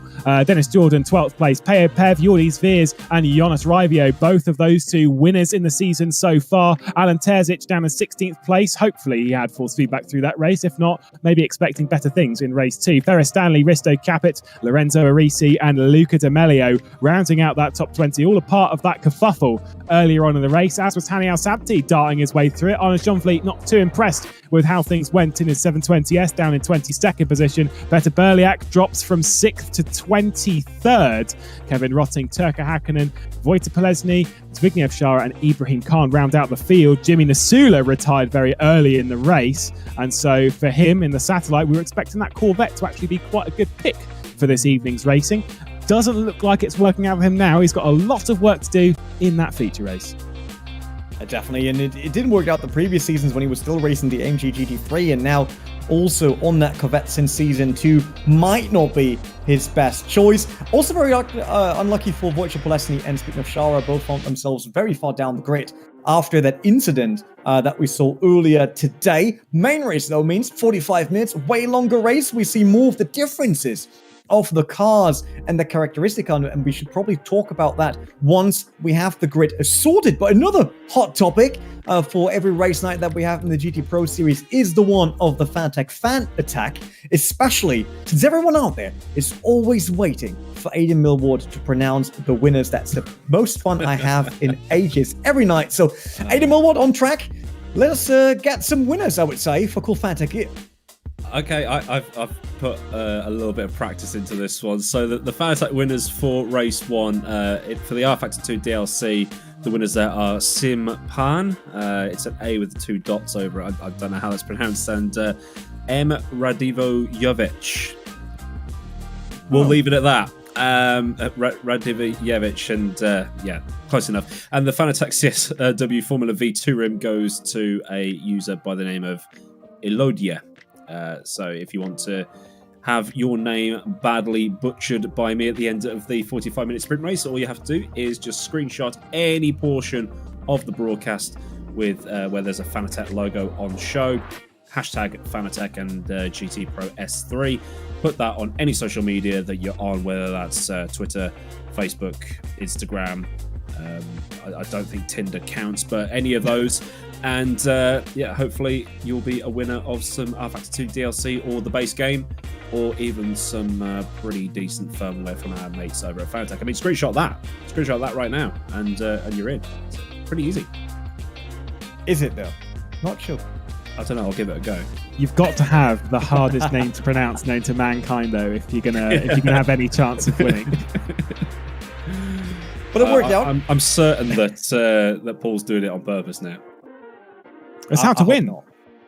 I think that's how to win. Just make the most hard name to pronounce. Your chances increase tenfold. I'll create a new account, shall I? And Aiden Millward still trying to win the Fanatec in 2025, probably. Yeah. So watch all the seasons to see that unfold, how he tries to figure out how to cheat the system. Probably not going to happen, Aiden. I really have to say that. I'm sorry. But back to racing action, and we had plenty of that loose in that sprint race, which means we're in for a very exciting main race. New pole setter once again. You set 100% conversion rate, so you're betting once again of the pole setter bringing it home? I am indeed. Nuno Pinto. I mean, he's been good this season. Mr. Consistency in the Bentley Continental, the 2017 one. See how he can fare. Timotej Andonovski, who was the first picked the older, the 2018 Audi, which I was told coming into this is probably one of the favoured vehicles here at Silverstone. And obviously he wants to represent Cetres Nita Velix in his first outing with them, obviously departing drillers. It's only announced about 2 or 3 days ago that he was joining that outfit. And I know that the driver, we should probably cover this a little bit, that Timotej Andonovski does have a bit of a reputation when it comes to his racing and stuff, and this can happen for a number of reasons. And part of that we were told by Cetres Nita Velix was that, and Jake Cooper and that lot behind the scenes, they were saying that because of the reputation, people drive differently around them. So when there's an incident, they're instantly just like, well, of course there's an incident, it's Timotej Andonovski, rather than actually looking at the incident properly. And so a change of environment, maybe a change of sort of how to view things with a team might actually assist his reputation and potentially just his racecraft in general. So could be a very good move. Is he going to win today, though? He's got a hard task ahead of him beating that Bentley. And as you said, we know that image is a very mystical thing in sim racing, I would say. You're absolutely right. There are a lot of drivers that might have 1 or 2 unlucky incidents, and due to that, many people say they're crashing a lot. Although I do not always share that opinion. And Andonovski is definitely quick. We're absolutely sure about that because he made it into the GT Pro Series Powered by Traction, and it is the absolute prime series when it comes to GT racing in rFactor 2. So he's definitely not on the slow side of things in racing, but if you can turn that into a win, that is something else. Also, we now will see Nuno Pinto with once again having a chance to really score big in a single round. And that's something that I always felt was kind of missing from him. We knew that Nuno Pinto was quick. He came to Forza for this season, but season 1 and 2, he wasn't always there and on point, basically. Like, he was around, he sometimes scored, but he never really managed to show that week by week that he's one of the big drivers in this grid. Seems like season 3, that's finally happening. Obviously, you'd pull maybe it's the car that he's in card. And I know that a few people that would kind of pull that trick of, maybe. But he's in a car that the likes of Dennis Jordan are in as well. So, I mean, he's doing pretty well in my book. He has been the most consistent driver so far, and that's why he was leading the championship coming into it. And that is why he is on pole position for the reverse grid race ahead of Timotej Andonovski, who finished second back at Imola in the first round of the season. Kasper Stolzer from third place will do well with Alex Siebel. And then it's Michi Hoyer looking for another victory after his victory at Spa. Yuri Kazdorp and Jaka Brzezinski, Jone Simicic on the podium in the last race. We'll start the one from 8th. And then, of course, our race winner and second place last time, Jan van der Heide and Nikodem Wisniewski will start from 10th. Kevin Siggy, the 2-time runner-up, leads Dennis Jordan who's in 12th place. The next row of the grid sees Peo Pev and Jordi Veers line up with the Spa winner behind Jonas Raivio and Alan Terzic in 16th place. Hopefully no wheel issues for him on the formation lap this time. Ferris Stanley with Risto Capit behind Haniel Sabti, Lorenzo Arisi and Luca D'Amelio in 19th and 20th position. Then it's Haniel Sabti and Arne Schonfleet. Peter Berliak, he'll be disappointed and will be desperate to work his way up with Kevin Rotting in 24th place. The final 5 drivers on the grid, or actually it is 4 because we are missing one. Turka Hakkinen, Wojtek Polesny, Zbigniew Shara and Ibrahim Khan, who is missing from the grid. Yeah, it should be 29. Is it Jimmy Nisula? Oh, it is Jimmy Nisula. Yeah, absolutely. You are right. You got better eyes than I do. Sometimes I can remember things too. I mean, you're definitely the Wikipedia of all of these stats, but sometimes I see cars and I can remember them. That was the Corvette by Satellite Racing. That's not on the grid, at least for now, according to what we have on screen for the main race for 45 minutes of racing action here at Silverstone. Once again, of course, we're doing the GT layout, so we're going everywhere, basically, on this iconic British circuit. And we'll see if we keep that 100% conversion rate, if we might see another big surprise that we did previously. I would say so, because we saw many surprises in the first 2 rounds when we visited Spa, for example, when we have been in Imola. So let's see what Silverstone has for us in store. If it's not the top 2, who would you pick for a win on this one? Oh, that is. I mean, so I love myself some stats. I love looking at history and stuff like that and seeing how things unfold. I'm looking a bit further back. I'm actually looking to 5th place. I'm looking to Michi Hoyer. I just like the idea of this in a sense of the first time we came here to Silverstone, he won the feature race. In that, obviously, he did start a little bit higher up, and there was a bit of wet weather in GT Challenge. Ended up winning the race. Now, the reason why I say that is because I say the day before was a good omen. He won in the World Championship the day before in Formula Sim Racing, and the same thing happened yesterday. And so I wonder if he carries that momentum into this. Obviously, there's only one way to find out, and that's to see how it unfolds. For those of you that like the 100% stats, even if we don't get the 100% stat of conversion from pole position, we could still continue the race winning streak that we have, which is at the moment at 5, because from race 2 at Spa in season 2, we had Siggy, Jordi Veers, Luca D'Amelio, Michi Hoyer, and Jonas Raivio. And to be honest, I think you'd be unwise to bet against that happening again, because with the grid order we've got up there, I think we're going to see a 6 different consecutive winner. I think that would be great. I mean, that's definitely what I'm looking forward to, having so many different guys really showcasing their pace. Talking about pace and talking about drivers, that's Nuno Pinto in his Bentley Continental by Team Fordzilla. Statistics obviously looking quite different to Haniel Sabti we saw today in terms of race wins, because there is 0 so far, but 3 podium finishes already, and you could add a 4th one if he's doing well in this feature race. By the way, Fan Attack is also another go now, so you guys can snap screenshots, put them on social media, and with the hashtags, #FanAttack and #GTProS3, and just make sure that the FanAttack logo is visible for a chance to win either rFactor 2 DLCs, the game code itself, or even a brand new FanAttack steering wheel. It is the McLaren version 2 that's up for grabs in the feature race. A great wheel. I got the version 1 myself, and it's an absolutely beauty. So try to be involved in that. And talking about trying to be involved, you don't really want to be involved in any of the many things that can happen into turn 1. It's going to be a tricky turn. We saw it in race 1. Hopefully, Michi Hoyer gets a better start than he did in race 1, because he'll be on the inside going into turn 1, and so it could be a little bit of a chaotic affair. But there's a few drivers on here that are desperate to do well, that are desperate to get themselves more podiums, more race wins, more whatever. For Nuno Pinto, as you said, 3 podiums so far, looking for another one. Had a podium already this season. That was in the first race of the season back in Imola. You've also got people like Kasper Stolzer, who's yet to have a podium this season. And starting from 3rd place, he kind of needs to get a good result. He's down in 20th in the standings if you don't include the drop score. He looked good at Spa. He had 4th place in the sprint race at Spa, but kind of struggled through the feature. In fact, actually retired from the feature race back at Spa. So desperate to sort of put amends to that. And if there is a time to start doing well, it is now, because after we finish this race, we are already halfway through the season. That is true. It is round 3 out of 6, so not that many chances anymore to score big. Let's see, Nick Nosneski now in 9th. And his beautiful BMW. I really like them. There's like chunky looking cars, really grunty. And I also love the contrast that we have due to all those different cars. I mean, you've got the midship racers like the McLaren 720S or the Audi R8, and then you've got front engine with the Bentley and the BMW. And then you've got small engine with the radical.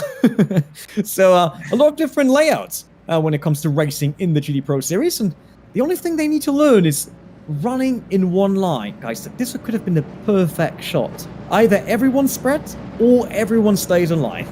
Yeah, everyone's sort of giving a lot of room down there in the mid-pack. We'll have to see if they come together. I'm sure they will once we get to the final chicane.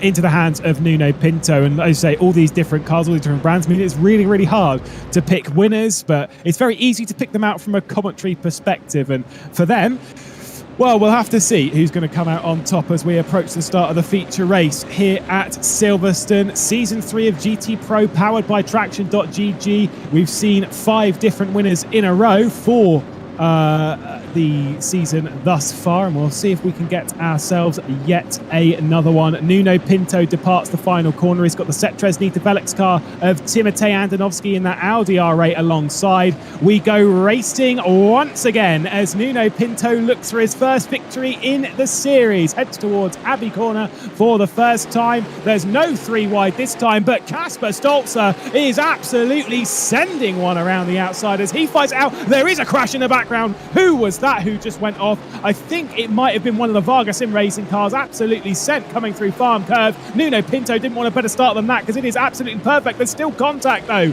as the Cetrez Velix car gets a hit from the Kasper Stolzer and a little bit of Yuri Kazdorp as well. Little bit of a chaotic affair through T2 though. Andonovski and Stolzer, that fight is everything Nuno Pinto wanted lap 1 to be, because now he's getting away while we see Terzic being blocked by Payo Pav's Porsche there on the very inside of the track. But look at that gap, nearly 2 seconds already for Nuno Pinto, our current leader. So Andonovski and Stolzer really did everything to help the Team Fortzilla driver out, and that is a Porsche off track. Payo Pav had been in 12th before, now dropping down to 17th even, because that's Luca Di Amelio going through with the old 650S GT3 from a McLaren. He will be furious about that once again. And this is a side-by-side. That's a Sanchez Zimsport car and a Bentley. What's that? Oh, that's Dennis Jordan versus Jan von der Heide, and they're still sideways. Yeah, I'm not a fan of on that one. Let's think about this a little bit calmly. Brilliant display between the two Germans, though, as Jan von der Heide gets muscled down to 11th position. I wonder if there was something between Alan Terzic and Payo Pav, because there seems to have been something there coming through Chapel between Alan Terzic, but this time it was with Jonas Raivio potentially battling up ahead, though, as Nikodem Wisniewski is trying to put one on Michi Hoyer, and he'll move himself up a position into 7th. So the two BMW Team GB cars trying to work past the Burst Esports as Michi Hoyer was looking back down the inside. Further calamities in the background. At end of lap 1 though, Nuno Pinto leading by 2 seconds. It couldn't have gone much better than that. I think the most positions gained though was Hani Al-Sabti, who's up to 17th, doing a fantastic start to this race. By the way, that person that was sent off on lap 1 at T2 was none other than 2-time series runner-up Kevin Siggy. We'll take a look at that now.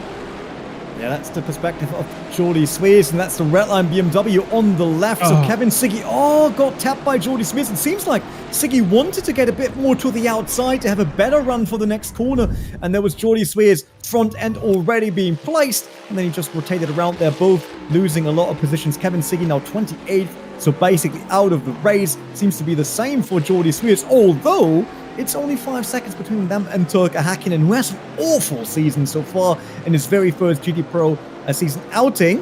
Timotej Andonovski still second in front of Kasper Stolz's Callaway Corvette, so he's holding on to it, but it seems like there's a ton of pressure coming from Kasper Stolzer, and he will find a way eventually around that Audi R8 at one point. Yeah, you'd have to say so. Timotej Antonovski finished on the podium back at Imola. It was a second place finish, wasn't able to get by Luca Amelio that day. Dennis Jordan is going to be trying to get by Jakub Brzezinski running down the hill towards Maggots, and that one should be sorted, but Brzezinski says no thank you very much, and the pole hangs on against the German. The battle is absolutely fierce up and down the order. Brzezinski was brave to try and stick that one out. Dennis Jordan just wasn't committed enough and basically just allowed the BMW Team GB car to just get ahead. Now with the grunt of that Bentley, going to try and get by the BMW, but the M6 is fast enough in a straight line to hold firm. Yeah, definitely worked out well there for Brzezinski. He was just a bit braver, I would say, than Dennis Jordan there, and wasn't willing to step back in his BMW. So far, he can hold on to 9th and sending Jordan down to 10th. Still, that is once again Payo Pep, and that is Luca Amelio going sideways. Daniel Sapti being collected as well, but everyone, again, luckily looks into the right direction right after. Not quite sure if that was the Amelio shutting the door on Payo Pep. He's flashing already. Daniel Sapti's now in front. That is Jonas Raivio on the inside, getting a bit light here on the rear of that Aston Martin, but Payo not blocking the inside, opening it up for Jonas Raivio, who's way too quick into the apex. They are nudging the Porsche away, and it seems like Payo will lose even more positions now. Everyone is bunched up right behind him. This is so busy. Look at that. Basically, London after lockdown is over. Everyone wants to grab something, and it seems like the unlucky guy is Payo Pep in this one.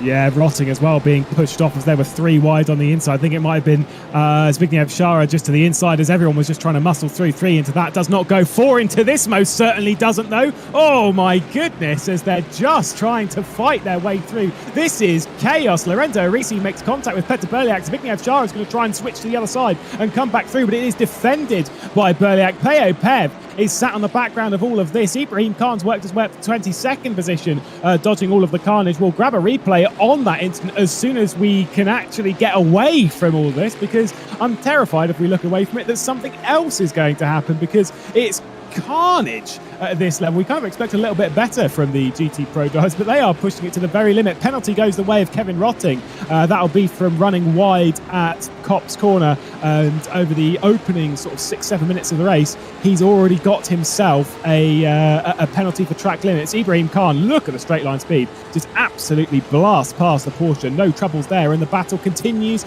up ahead as diving to the inside. I think that might be Lorenzo Arisi on Arne Schonfleet. Certainly is, gets the position done.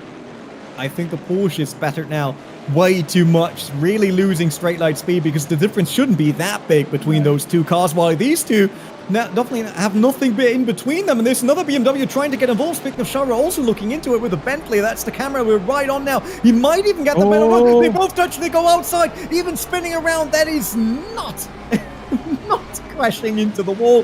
Very lucky there that he got away from it. But Payo Pep totally off pace right now. Look at that Porsche. It's basically a rolling roadblock by now, not really up to pace anymore after what happened. Things like I think like he might got bullied a bit too much by the big group. That's Antonovski now. Kasper Stolze. Stolze finally trying for the inside to move around, and it works. Is there a chance for a cutback though for Antonovski around the outside? He might be able to, and he does. Look at that small contact though. Both still on the track, and it seems like Kasper Stolze is able to keep his car and his dream of second position alive. Both are side by side. They're constantly pushing into each other. Small touches between their bodywork at every single second. Let's hope this will actually go without anyone spinning off. Yeah, Antonovski was trying to get the cutback. He's trying to do it once again. I think he might have just got a bit of an overlap as they run down the hill towards Magus, Beckers and Chapel. I think he might have to back out of this one. Certainly does. Kasper Stolze gets up into second position. 3.5 seconds clear is Nuno Pinto ahead of this battle as they are getting feisty. Nuno Pinto, we're riding on board with Yuri Kazdorp as he's trying to fight his way by Alex Siebel. Good move from Kasper Stolze. Good display between the two as Antonovski was trying to be fairly aggressive in that scenario. Maybe left it or maybe pinched a little bit, but Kasper Stolze was being aggressive enough himself, and the two just came together a little bit. Stolze, though, comes out on top in that scenario, and Alex Siebel is just sort of waiting for things to happen. We're riding on board with Hani Al-Sabti. This will be what happened between Payo Pep and Luca D'Amelio. Oh, it was Hani Al-Sabti that fired that one in, and that is how Luca D'Amelio went round. There's contact. That is all, in my opinion, on Hani Al-Sabti, basically just causing that entire affair. And then it is carnage behind as they're going 2-3 wide. But yeah, Hannah Sabti in that misjudged it. Yeah, it was a bit hard because we saw Payo obviously moving there to try to get on the inside of Luca Di Amelio, and then the Radicals just shooting from all the way back into that fight. Very unfortunate here that, the Porsche seems to not be up to pace anymore. But another Porsche definitely is, and that's the one of Yuri Kasta, who's currently in the top 5 here, right between Alex Siebel and Nikodem Wisniewski, the race winner in sprint race here at Silverstone. So currently already up to 6th position. While Nuno Pinto can look at a relaxed 3.5 second gap already in front of Kasper Stolze, who's now up to 2nd. But this fighting group, they will go on for a few more minutes, I'm absolutely sure, because they are very well matched, and all of these guys want to gain more points for the championship. He'll be comfortable for now, but Nuno Pinto will be keeping his eye on Kasper Stolze behind. Said that Callaway might be pretty good this evening, and Kasper Stolze is one that will definitely come for you if he has the opportunity to. And he's quite an aggressive driver, and certainly wouldn't be one that I would want to see closing down the gap on me as I look for my first race in GT Pro. But well, we'll have to see, because we know Stolze is fast. He is already clearing away from the group behind. He's already pulled a second out on Timotej Andonovski. Look at this drive, though, from Nikodem Wisniewski. Race win in race 1, and now he's working his way up the order. He's already on to the back of Yuri Kasdorp, and I mean, it's maybe early days. 34 minutes left in this race. There's still plenty of time, but maybe Nikodem Wisniewski is looking to go for the double and potentially grab both race victories of the afternoon. I'm not 100% sure it's going to be possible, but I wouldn't put it past him. It's happened twice before in GT Pro, once back in Portland last season, and then once in the final race of last season with Kevin Siggy. This is with Petr Berliak, and we'll see what happened between him. I think there was just a little bit of a squeeze, so we'll see this between Lorenzo Risi and Arne Schonfleet. Then there's Petr Berliak, who's basically just going to, as there's a bit of a brush, is going to run to the outside here, and then as Arne Schonfleet tries to rejoin, it's just onto the rear quarter panel of this car, spins it out. How he didn't hit that wall, I don't know. Got to give a shout out in that scenario to Zbigniew Szara, who judged it perfectly, saw that crash was coming, and pulled far over to the right-hand side before they'd even made contact. Top stuff. I think that was due to him being basically nudged while coming out of that turn, like getting into that turn, and then not being able to really catch that car on and get it back on the line that he was aiming for, basically running wide. And then, as you said, the rejoin basically cost him the race there. Not good for him, but it's looking good for other drivers. Michi Hoyer now in 8th in front of Kuba Brzezinski, and then Dennis Jordan.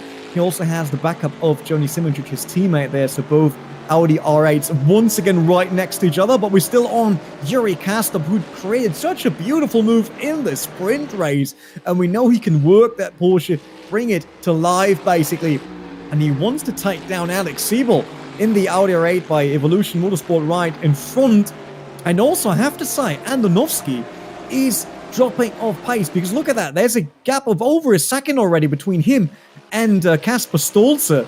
So it seems like Andonovski is basically creating that chance for Wisniewski to get more position and more points, because he is holding up the entire pack right now. Yeah, it's a bit of a surprise, because I was expecting that Audi R8 to be pretty impressive tonight. We were told it was going to be very, very good. And obviously his one is the lightest. 0 kilos was the first pick, and picked the 2018 Audi. And maybe he was expecting a little bit more pace out of him, but either way, Stolze's got past, pulled away about half a second a lap. He is closing in on Nuno Pinto, who made mistakes on that lap. It was a 59.9 for Nuno Pinto on the previous lap. What was it for Kasper Stolze? It was a 59.1. So closed in a solid 7/10, 7/8 on the previous lap. So Kasper Stolze, whether you like it or not, Nuno Pinto fans, he is on his way. Look at that. Right before the wall catching car there. Bit of like, I mean, in real life, you would be super, super happy, because that was avoided a huge, huge bill for either your team, your sponsors, or yourself, depending on how you race in that season, in that series. So we'll be quite happy. Yuri Kasdorp still right behind Alex Siebel's Audi R8. So far, not a chance, but he also knows that Siebel won't run away, because Andonovski is just not up to the task right now. Jonas Raivia, Lucas Di Amelio, side by side, that's Arisi and Haniel Sapti behind them. That's basically 2x2x2, and that is a bit of contact there once again. Szara also trying to get in fourth. Jonas Raivia we see that Aston Martin always coming out of corners, slightly shaking on the rear, not as stable as a few of the other cars. But this run now for Hani El-Sabti is basically looking at 3 positions. Amelio going sideways, not being able to catch the car in time. Hani El-Sabti trying to push Lorenzo Arisi. I'm not sure if it's bump drafting, right? Stolen from Nesca, but they're going side by side once again. Hopefully it goes well. No, there's the contact that sends El-Sabti around. He goes off, and that's another Romain Grosjean car out of contention of the race. Yeah, I think if you take a second look at that, it might, I mean, rock meets hard place, etc. But I'm pretty sure that it looked like it was a bit of a pinch there from Hani El-Sabti. I don't think he gave too much room. We'll obviously take a second look at that and see if contact was causing that in a sense, but we'll view that one back as Zbigniew Shah, a bit of a snap there through Stone, nearly clashed with Ibrahim Khan. They're going to make it 3 wide though, as Wojtek Polesny dives to the inside. He might make contact with the Ferrari. Luca D'Amelio gets spun around, and then going through the centre of all of that, oh my goodness, we are seeing carnage. Jordi Spears, who was off on lap 1, dragging Kevin Sicki back through as well, going side by side with Wojtek Polesny. Doesn't get through in that scenario, but they're both working their way back up towards the decent points paying positions. Ara really wanted to make up for his sketchy exit there, but unfortunately that was him braking way too late. Let's see, that was D'Amelio against Hani El-Sabti from the perspective of Zbigniew Shara. So we see that here, El-Sabti runs a bit wide, they touch, that was totally fine. And then El-Sabti is basically turning into Luca D'Amelio there, trying to act like the McLaren isn't even there, and that wasn't really working for him, so that radical is now done and dusted for today. Once again, side-by-side action, no matter where we go on the grid. That is the Burst Esports R8, Simincic in Hoyer, followed by Jordan and Brzezinski. Let's see. Oh, that was not the both R8s, that's the Bentley and the R8. They all Burst Esports, so kind of easy to overlook. And then Brzezinski in the BMW with Last in that group. Pinto out of the race. What has happened to Nuno Pinto? Nuno Pinto from the race lead drops down the order of retirement. I wonder if it was a disconnection from Nuno Pinto, because that happened very, very quickly indeed. I'm just going to have a look. It was a disconnection for Nuno Pinto. You cannot get luck worse than that, and suddenly the race has been swung completely in the favour of Kasper Stolzer, who's got a good 2-second lead at the moment. My heart goes out to him. My heart goes absolutely out to him. By the way, that also destroys the statistic of 100% pole setters winning the race, and that was sharp. He really wanted to make up for the mistake he did on the previous corner. Way too late there on the brakes of the Bentley, and then unfortunately touching Luca D'Amelio there. So that's on Shara. That's for sure. He got a 10-second penalty already in Spa for, I think, a similar case. So he's now racking up those penalties. Tucker Hakkinen, 25th. Or is he the one basically... That's careless. No way. That is unacceptable. I like Turka Hakkinen. He's a really nice guy, and he's a talent that we should be looking at for the future. Did really, really well in the relegation races. But that is simply unacceptable, because Luca D'Amelio did not move in that scenario, and he had so much time to react to it. So, yeah, I would be giving him a bit of a slap on the wrist for that, because that's just not what we want to see. Pay attention to yellow flags. He's already in the pit lane as well for good measure. The battle now for second place, and look at this from Yuri Kazdorp. He's got up into third place. He's now going to try and fight with Cetres Nitavelix's Timotej Andonovski for second. Is there enough time in the race for him to close down to Kasper Stolzer? Well, from what I was told from Yuri Kazdorp, this car doesn't really work too well over the long run. So if he's going to make a move, he needs to do it pretty sharpish before the tyres start dropping off. Definitely, and there's not much time left on the clock if we look at the overall race, but we're halfway through already. Yuri Kazdorp is on the back of Timothy Andonovski, and I have to say, kudos to Andonovski for a good race here at Silverstone, but I would rank Yuri Kazdorp way higher than him, at least at the moment. There's the Porsche already launching up the inside. That could be once again a very clear overtake. No nudging, I think. So far, both drivers keeping it clean, and Andonovski playing very well, and he's actually keeping second position, at least for now. Yeah, he's looking again, and this is the one of the stats that I cannot believe, but Yuri Kazdorp is yet to win. in GT Pro. He was close, obviously, if you remember back. I'm sure he won't want to remember back, but remember back to Virginia, there was contact on the last lap between himself and Hani Al-Sabti.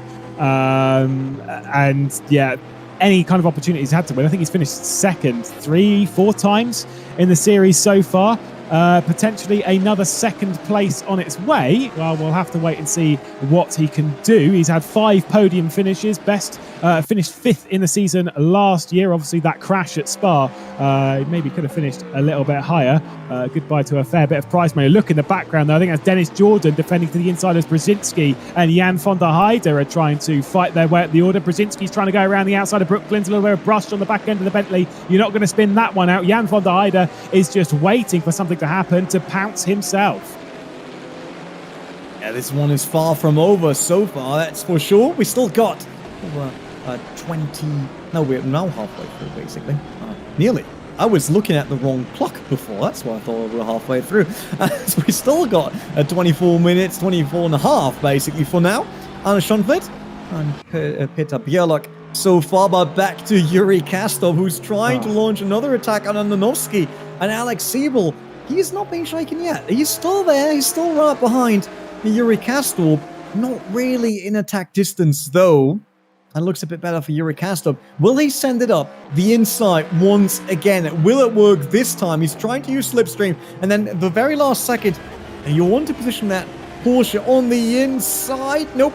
Not able to do that. Not able to squeeze the front end in. And using the rear engine to basically have all that traction coming out of that turn. But this fight, look at these two drivers really going at each other. I like it. I mean, they didn't touch so far, even with Yuri Kastov going slightly sideways on the previous attempt. So both drivers doing a very good job. And Wisniewski, he's now in 5th. And if anything happens right in front of him now, then all of a sudden he could look at a second podium at Silverstone. Yeah, could be working his way up and looking very strong for it indeed. Look at this battle, though, as to me, Yuri Kastov is so much better on the brakes, and we are seeing that time and time again. Timotei Antonovsky under an awful lot of pressure from the driver who used to drive as part of that outfit, if you remember back a year ago, when Yuri Kastov was a part of Singularity, which is what became of that was Setras Nita. So it used to be a part of that outfit. These two were never teammates, though, because they never were a part of the team at the exact same time. But Yuri Kastov, desperate to work his way through, bro, exactly what it says on the car. And his Porsche is working its way forward. He's got a little bit of weight on that one. I think it's now only 5 kilos. And when he chose it, it was sort of like well, make the best of a bad situation in a sense, and why not? He's driven a Porsche a lot in sim racing recently. This one's slightly different than what he's used to. To be fair, at the moment, seems like a fairly decent call. Yellow flag out on the race circuit. Also want to point out that Alan Terzic, who's in 12th position, has got himself a drive-through penalty. I believe the yellow flag was for Ibrahim Khan. Yuri Kastov, by the way, should be on 5 kilograms. Yeah, right, 5. It's only 10. Although, who picked the first? No, he was the first Porsche. No, I think Peo was. Oh, Peo previously. You're right. I thought, Yuri Kastov picked a lot later. That's true. So he's over 10 kilograms. Well, look at that. Once again, side-by-side action. Siebel and Wisniewski, but Siebel will stay on front from now. Look at that beautiful cockpit shot of Nick and Wisniewski sending it up the inside in the chicane. Club might work for him, but no, the R8 a lot stronger with the engine at the right axle basically to accelerate out there. And he stays up front for now, but now we got 2 big fights going on. Kastov versus Andonovsky and Wisniewski versus Siebel. So a ton of action still with 20 minutes to go, and I absolutely love that about the GT Pro Series powered by Traction. There is action everywhere on that grid, no matter if we look for top 5 or top 15 or even all the way in the back. Yeah, I've got to say, Nikodem Wisniewski's driving really, really well. Obviously, he drove very well in race 1. Didn't see anyone for the entirety of the race and took victory there. I just want to throw back a little bit to a year ago when we came here, because obviously I said before that Nikodem Wisniewski qualified in 3rd place. You want to know how the races went for him? Badly. Oh, big snap there from Timotei Andonovsky. That might have been a good chance for Yuri Kastov. He's going to pick up the second apex at Lovefield and try and make something stick when they get to Copse Corner. I'm not sure how well his run was, but it seemed like he got it settled. This may be something about trying to wait for the right move to come down into Stowe. We know he's very, very good on the brakes there. Pulls out the slipstream, looks to the inside, just trying to apply pressure to the Macedonian ahead. And he certainly is doing so, because I would not want to be in that R8 right now, because Yuri's car is absolutely flying. He is driving about as well as he has all season. Behind, we've got Siebel and Wisniewski battling it out. We've got Simoncic, Hoyer, Jordan, Brzezinski, Jan van der Heide as well. This could be the best chance for Yuri Kasdorp to do it, although leaving the corner there was just a little bit too much space. I'm not sure he's going to get there. Yeah, might not be enough to really launch an attack at the end of Hangar Straight. Look at that, there's still a slightly bigger gap than previously, but Yuri Kasdorp can come back to this fight over and over again, so he's definitely quicker than Timothy Andonovski. He just has to wait basically for the right timing to make a move on that R8, and Siebel still trying to hold off Wisniewski, and Wisniewski seeing a chance to really score big. What's that? That's Alan Turcik. Okay. Pit lane. Yeah, he's. I was pretty sure that can't be spinning around all of a sudden, like just going from top to bottom. I looked from one screen to the other and he was up in 5th place. I was like, oh, go on. I was like, no, it's pit lane. It's drive through. That was a good move for Turcik. It does. This is a good point, though, to bring up that we've seen a couple of people get drive-through penalties so far. And Silverstone is one circuit where it's very, very easy to get them. Of course, you think of the exit of Stowe. I mean, to be fair, the exit of Abbey, if you overdo it and you run around that escape road, you get a track cut. And it's very, very easy to get a drive-through at this second. Probably one of the easiest on the calendar. And so, to be fair, with 19 minutes left in the race, I would want to have saved them up, because no one is immune of it. Not this pack that we're watching here, not Kasper Stolzer out front. No one is immune. And it's just kind of that kind of scenario that you want to save them up, so maybe you can use one on the last couple of laps, maybe something like that. You just don't want to be fearing it. Yeah, definitely, and you want to have that freedom to maybe have that one move while we get beautiful slow motion again by Ruben Correa Alves, bringing us the R8 of Citronito Velox here. On a bit of sideways action for the Audi driver, but he's still second place. He's doing very well. I obviously had dropped down to third, and there was a disconnect by Nuno Pinto. Pinto, the leader of the race for so long since the start. He had the perfect race already in the back, just cruising towards finish.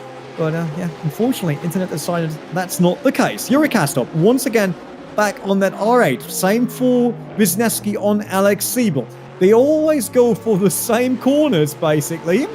But nope, everyone right behind in line once again. Do you think they're trying to force an error now that they had so many attempts and it didn't work? I get that vibe, yeah. I mean, we've seen a little bit of a crack. By the way, yellow flag out. I'm pretty sure that's down between maybe Jonas Raivio and Zbigniew Szara, who've dropped down a couple of positions in that sort of area. And I think there was a battle happening between Jonas Raivio and Alan Terzic at 14th place. But yeah, I'm with it. We're looking down the inside now, though, as we head into the loop. That was a big dive from Yuri Kasdorp. As we go to the replay, I think we may have to cut back from it straight away. We certainly do, as they are fighting it through, coming through Aintree. Antonovski just hanging on for the moment. There's contact as he comes off of the curb. Yuri Kasdorp was holding him as far over as he possibly can. We head into Brooklands. We know how good that Porsche is on the brakes. Commits to it, but there's no way through.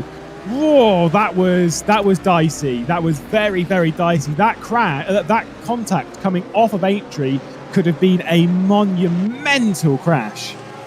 Absolutely love the fight these drivers are putting on for us on display. But Yuri Kasdorp, by now, he will be probably a bit annoyed because he knows he's so much quicker than Antonovski, but he can't find a way around. And that's the beauty of racing, right? It's one thing to close a gap. It's a completely different story to actually make it past the driver that's in front of you. And Antonovski definitely showing why he deserves to be on the podium. That's the replay. So we see Kasdorp really going side by side. The exit was beautiful, but he was spinning a bit too much on the rear there. Just got too loose, not getting the traction as early as he would need to make that move happening. And then in the end, he had to give it back to Antonovski.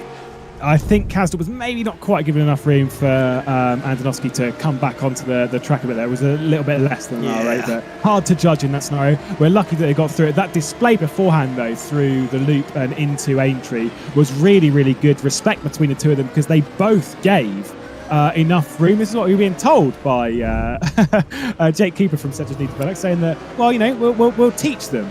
We'll teach Andonovski how to sort of act a little bit, because we know he can race, we know he can drive, we know he's fast, and certainly proving that here. A lot of respect there, and I say space given between the both of them. I said it before in the broadcast, takes two to tango. I still maintain, I mean, yeah, read into that what you will, but I still maintain that there probably needed to be a bit more room given on Kasdorp's part just to allow the R8 back onto the road surface. Behind this, though, there's a dive from Nikodem Wisniewski, exactly the same what we saw from the two ahead on the previous lap, and it's still going to be Siebel hanging on. Yeah, Siebel is really under a lot of pressure by the BMW Team GB, but so far he can barely hang on to 4th position. And also not really getting... Although Simic is a bit closer now, and Michi Hoyer. This is down in 16th, 17th. Wojciech Polesny, after a horrible sprint race against Jordi Swears, who had that accident early in the main race, trying to fight back, going around the outside with a grunty Bentley, lighting up the brake disc, trying to get it to stop, and has to slot right behind Polesny once again. That was also the BMW of Kevin Siggy that we saw in the background that wants to get involved here. Siggy now not on 40 kilograms anymore. It's only 20 now. So a lot less than he had previously. So that helps him, and it definitely helps me at Silverstone when we look at positioning. Yeah, doing a lot better than previous. I know he's only in 18th position. There was an incident on lap 1, but he is working his way back up the order. Did well, 11th place in race 1, so things are looking a little bit better for Kevin Siggy, the two-time runner-up in GT Pro. As things stand, what I am loving at the moment is I think Andonovski might have run a bit wide when it comes back to the apex. Don't panic, as we're looking backwards from Yuri Kasdorp. Said it time and time again. What I love about this at the moment is we're seeing so many different cars battle with so many different cars. Nikodem Wisniewski trying to go around the outside in his BMW, fighting with an R8. Ahead of that, a Porsche. Ahead of that, an R8. Ahead of that, a Callaway. It's the way we've got it in GT Pro. Whether you like it or not through the draft system, we've got different cars for everyone. It's different for everyone on the grid. And I mean, we're seeing great racing because of it, because so far here at Silverstone, yes, it's been a little bit calamitous and carnage filled as Yuri Kasdorp dives to the inside, commits to it, hits the apex, a little bit of contact as Andonovski goes for the cutback, trying to wire up his position to go around the outside of the loop. Not going to be able to do so. The position seems to have gone the way of the Porsche of Yuri Kasdorp for now. 2nd place is his. Is that going to last to Brooklands, though? Yeah, and we also got Siebel now, who sees his chance to get onto Andonovski as well, now that he lost a bit of pace after Yuri Kasdorp did the overtaking, but not into that corner. Now the question is, can Kasdorp run away with it? Can he create a bit of a gap to basically overcome the downside of the Porsche for the last minutes of the race? But it should be the same for the R8 of Andonovski, who's probably eaten through his tires with all that fighting for the last, what was it now, 10 minutes probably, and that he was busy with Yuri Kasdorp there. And with Alex Siebel and Wisniewski right behind, he probably has to focus more now on his rearview mirror rather than trying to figure out how to get back onto Yuri Kasdorp. The pack they've been battling with has allowed Kasper Stolzer to pull away 8-9 seconds down the road. He is absolutely out of here. A totally dominant display. Heart again goes out to Nuno Pinto with the disconnection from this race. He still holds the fastest lap of the race, by the way, a little bit further down the order. Obviously, 26th position, retired from it. 3 retirements from it. Luca D'Amelio, Hani Al-Sabti with him. This train goes from one way to the other as Alex Siebel defends from Wisniewski. Wisniewski still not able to get through on Alex Siebel. Jene Simoncic is sat there waiting to pounce in the background as well, trying to work his way through the order. A little bit late on the brakes for BMW Team GB. Maybe a little bit defensive from Jene Simoncic behind. I think it may well have been as Simoncic has got to the inside, running through the final corner. They are bashing. Oh, and there we go. Wisniewski goes round. Michi Hoyer catches up on all of that, and Dennis Jordan's going to go through as well. There was contact there, and they were just pushing it to the very limit, and Wisniewski is out of here.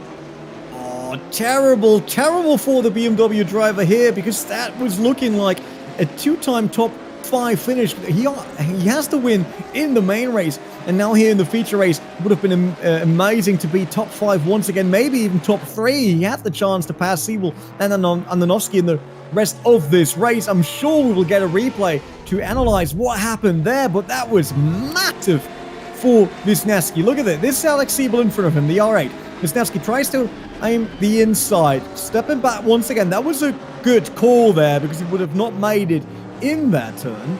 And then there is a chance for him, but now he has to defend against Simičić, who goes up the inside, so he can't really throw the car onto the curb. Coming back, that looking good. And then what happens here? Both go through the next bend. There's slight contact. Oh, yeah, I think the R8 got unsettled by the curb. And then due to that left-right wiggle movement, basically, it spun the BMW around. The way you can look at that is maybe Wisniewski wasn't giving enough room. Maybe Janez Simičić was being a bit too aggressive, certainly with his catch. We're going to take another look at it here. This is on board with Michi Hoy, so we can see them go side by side ahead. Judge this as you will. I wonder if Wisniewski, I think he might have been squeezing a little bit. They're just pushing each other hard. There goes the catch from Janez Simičić, and you're right, it's on that catch. It's as he's just sort of trying to hold the car onto the road, there is contact. Wisniewski goes round and into the wall, loses his rear wing. Last season when we came here, or last season, season 1 when we came here rather, to start GT Pro, a good 13 months ago, it was a retirement in the feature race, and it seems to be going the same way for Wisniewski in this race. Not sure if he's got back going again and maybe come around into the pit lane. I don't think he's listed as a retirement on my list at the moment. I think he is still carrying on. Let's take a look on board with Simičić. We can really see those inputs. You'll see as it mounts this curb on the right-hand side. I think you are 100% right that it's just as he is trying to catch it. Look at that, left, right, left, right, left, right. Just trying to catch the car as it's constantly trying to spin out both ways. I don't know how I judge that one, and I'm glad we don't have to. That's true. We're not the marshal, so we don't have to worry about that at all. We can just talk about it, like talk about it, say our opinion, but obviously we're not the ones that deciding any penalties. Timothy Andonovski, due to that, a bit more room. And with Alex Siebel, although it looks like Yuri Kastab is able to spread the gap a bit better. And we see Wisniewski now turning into the pits. Yeah, there's no rear view mirror, I want to say. Rear wing on that BMW. Not really helping the downforce. And with that, probably not really up to pace anymore.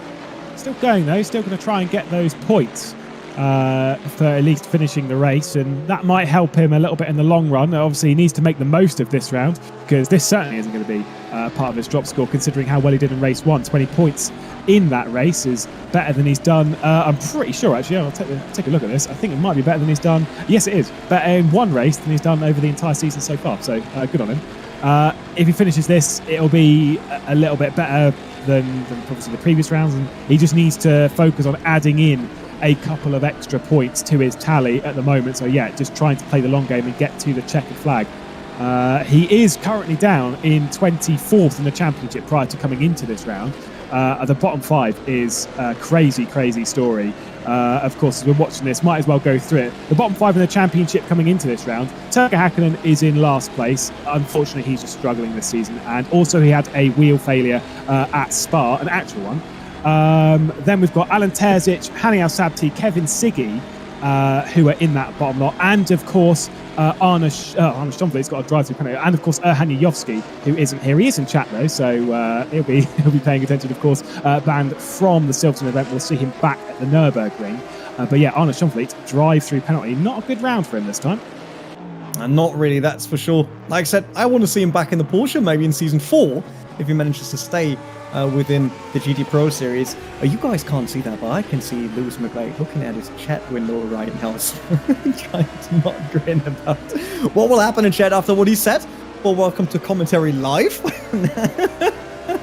Alright, back to what we actually have on the track, and that is Alex Siebel, the Audi duel that we'll have on screen here. 3 Audis, because they're still Hoyer behind them, and then Simičić, so 4 Audis in a row.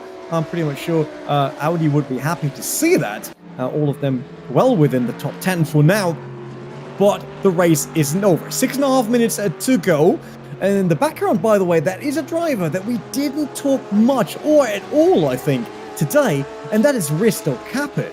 One of the big names, I would say, in the previous 2 seasons. Now with his Bentley, kind of under the radar today. Not really involved in fights or crashes or whatever we had. And now cruising in 10th position. That's the car that you see all the way in the background there. 10th would be fine. Good start there for Caput in Season 3, coming back.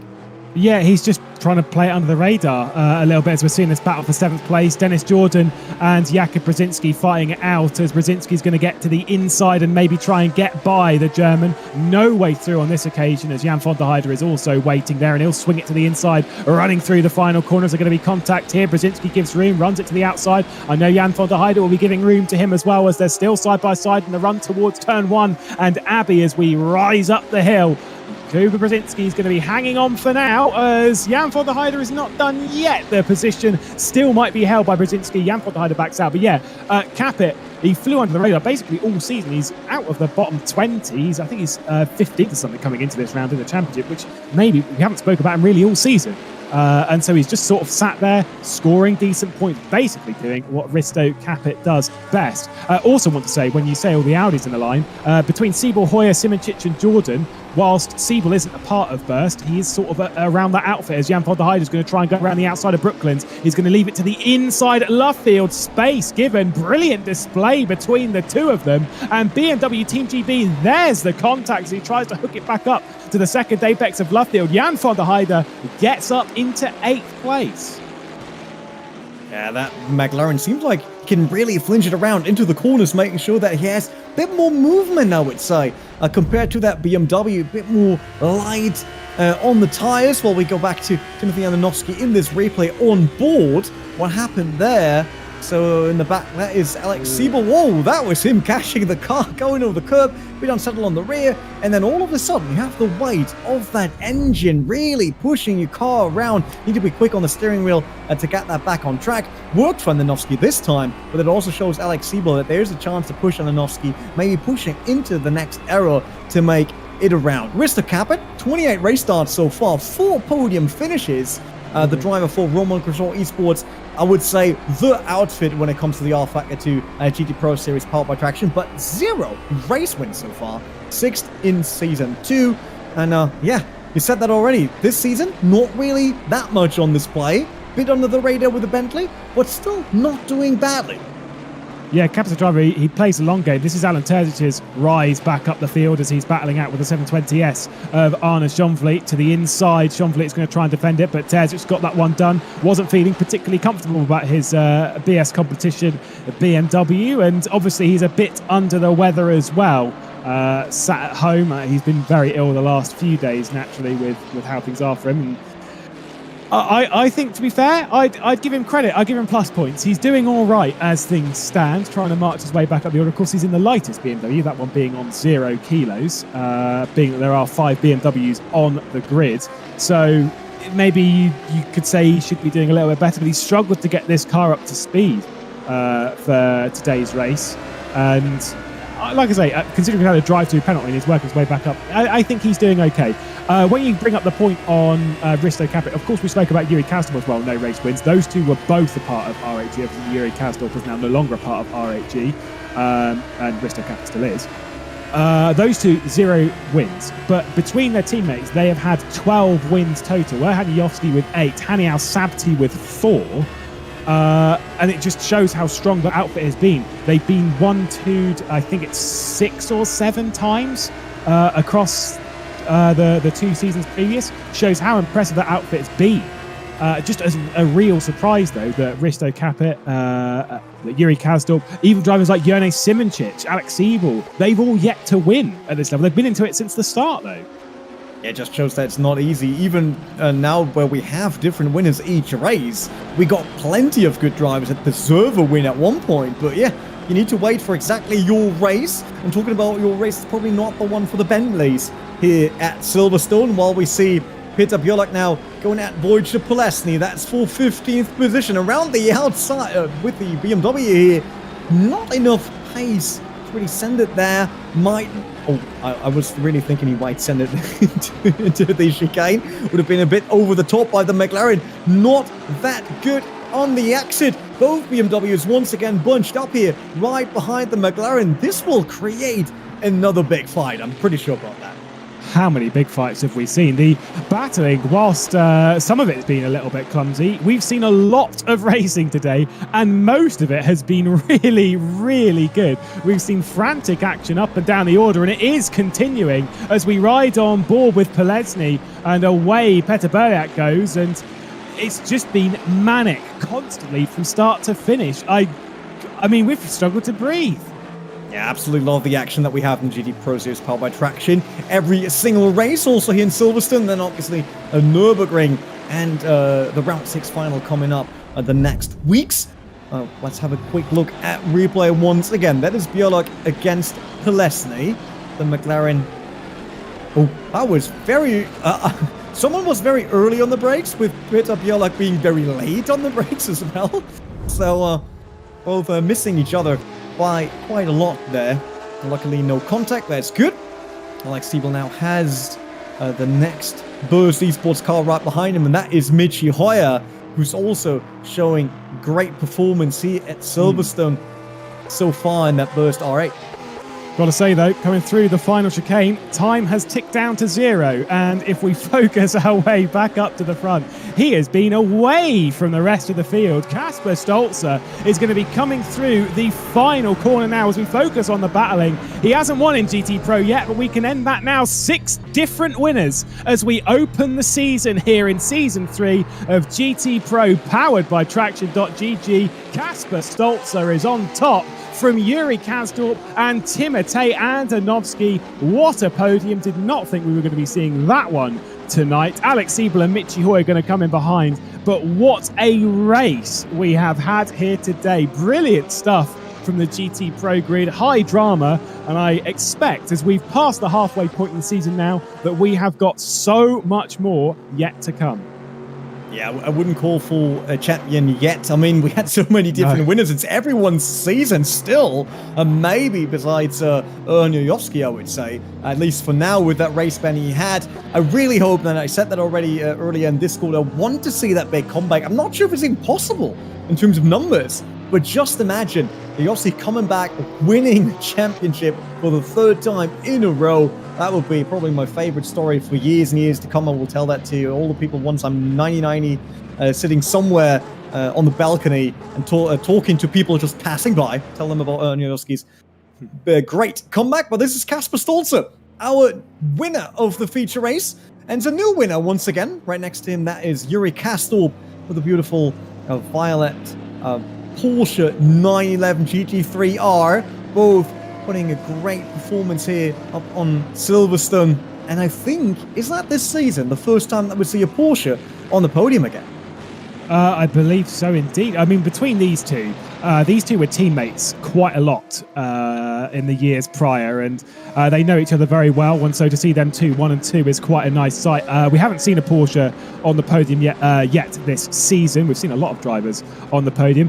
It's the 5th new winner of the season, the 6th different one. Of course, Nikodem Wisniewski had won previously, and so for Kasper Stolzer to add to that list, takes victory ahead of Yuri Kasdorp, Timotej Andonovski on the podium. Then it's basically a lot of burst drivers, because as much as Alex Siebel's not a burst driver, he's nearest makes no difference, part of that squad anyway. Alex Siebel ahead of that, and Michi Hoyer, Jerne Simoncic, Dennis Jordan, saw them all battling out very hard, as we saw from Jan van der Heide and Jakub Brzezinski. Risto Capit flies under the radar once again to grab himself a top 10. Ferris Stanley with 11th place. Surprised with that, considering how he was driving in practice. I thought he was going to be wearing his tyres out far too much. Still grabbed himself 11th place. Lorenzo Arisi behind, and Jonas Raivia in the very unfavoured Aston Martin here grabs 13th position. Zbigniew Szara and Wojciech Polesny behind. Petr Buriak didn't have the most ideal part through the race in the first one. Obviously, he started this one from 23rd, worked his way back up to 16th. Jordi Zviers and Kevin Siggy both went off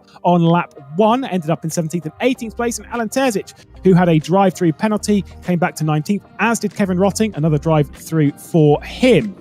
Behind that, we've got Arno Schonvliet, day to forget completely for him. Pejo Pev, Nikodem Wisniewski after that contact between himself and Jerne Simoncic down in 23rd place. Ibrahim Khan and Turka Hakkinen round out the finishers. Luca D'Amelio and Hani Al-Sabti, 27th, 28th, both retired from the race. But our heart must go out to Nuno Pinto.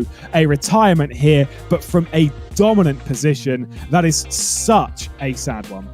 Yeah, absolutely heartbreaking moment for him to not throw away the race because it wasn't up to him probably. It seems like an internet connection issue that cost him the win here at Silverstone. Very, very unfortunate, but it not cost every winner because there are other winners in the Fanatec Fan Attack for the very last time today. So before we jump into anything, Lewis, let's quickly get those names out with Aidan Millward right from the track. He probably has his pronunciations already in front of him. Ask Google plenty of times how to do it. So Aidan, your chance.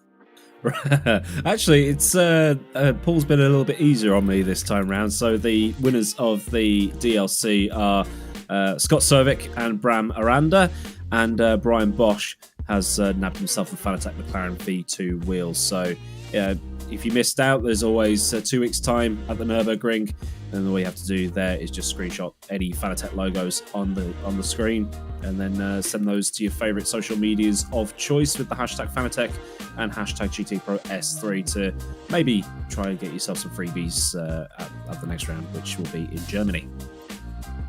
Thanks, Aidan. And luckily, we don't have to send Aidan that far, right? Because he said it already. The next race is at the Nürburgring in Germany. So that is home court advantage for me, Lewis. Not for the drivers, though. But can we keep that up? Can we have different winners each and every race this season? Because looking at this graphic, it's absolutely stunning how many great drivers we saw so far winning, how many heartbreaking moments we had already while we're even halfway through, and now there's still rounds to come, things to happen, but can we keep that up? I think so. I mean, from the entire grid that we've got, I can definitely pick another 6 different potential winners. As we head to the Nürburgring, though, there is one driver I will put a bit of extra pressure on. One Mr. Erhan Yayovski, who should be back with us when we head there. When we came there last season, Erhan Yayovski got pole position and won the sprint race, so potentially to make it 7 different winners to start the season. We'll have to wait and see. Obviously, we'll go there in a couple of weeks' time anyway. It's been pretty crazy throughout the season. I don't know if Nuno Pinto would have won that race, but he was certainly applying the pace that he needed to do so. Maybe we'll see him back on top when we head over there. Of course, the 6 different winners that we've got there, it's actually 7 in total, because at the end of last season, Kevin Siggy was the winner of the final race, and then we've got the 6 this season. I don't know how long that streak's going to go. The previous streak, by the way, was 4, so we've absolutely smashed that one out of the park. I love that about having a series with 2 seasons per year, right? You've got all those cool statistics. You actually can look into such series if it keeps on giving, basically. And I'm pretty sure that GT Pro Series does, but there is more racing coming your way. It's not just the next GT Pro Series Powered by Traction in 2 weeks' time, together with the BMW Sim M2 CS Racing Cup that was happening a bit earlier today. It starts at 7 p.m. CEST. That will also be returning to the Nürburgring as a support series in 2 weeks' time. And in between, you will have the chance to witness another race at Silverstone with the GT Challenge Series. So the feeder series to the GT Pro, all the drivers that want to make the jump here to the GT Pro Series, race for all that big money and cash on the line. And they will be in Silverstone, covered by Lee Smith and Aidan Millward. So same channels next week on Monday. So make sure that you mark that down in your calendar. Be ready for that, because Silverstone proved once again that it is home to good GT3 racing action. We didn't saw Radical winning this time, but if it ever happens, there will be a huge party. I'm absolutely sure, because I really, really want to have that one day. Lewis, is there anything that we didn't tell our viewers yet before sending them off to enjoy the last hours of Easter holidays? No, I think for championship-wise, we are in for an absolute cracker over the next 3 races. Like you said earlier, no idea who is going to win this championship, because it is absolutely up in the air, and pretty much anyone on the grid can win it. We'll have to wait and see. That's it for the rFactor GT Pro Series Powered by Traction. Obviously, we want to thank our supporters, Fanatec, and myself. No. That was not really what I was aiming for. You know that, Lewis, when one day that happens and you totally lost the plot? Happened to me just now. That will be the best clip on Twitch ever. Never mind, though. Show is over. See you guys in 2 weeks' time, and everyone, see you at the rFactor GT Challenge Series next Monday. Take care. Goodbye.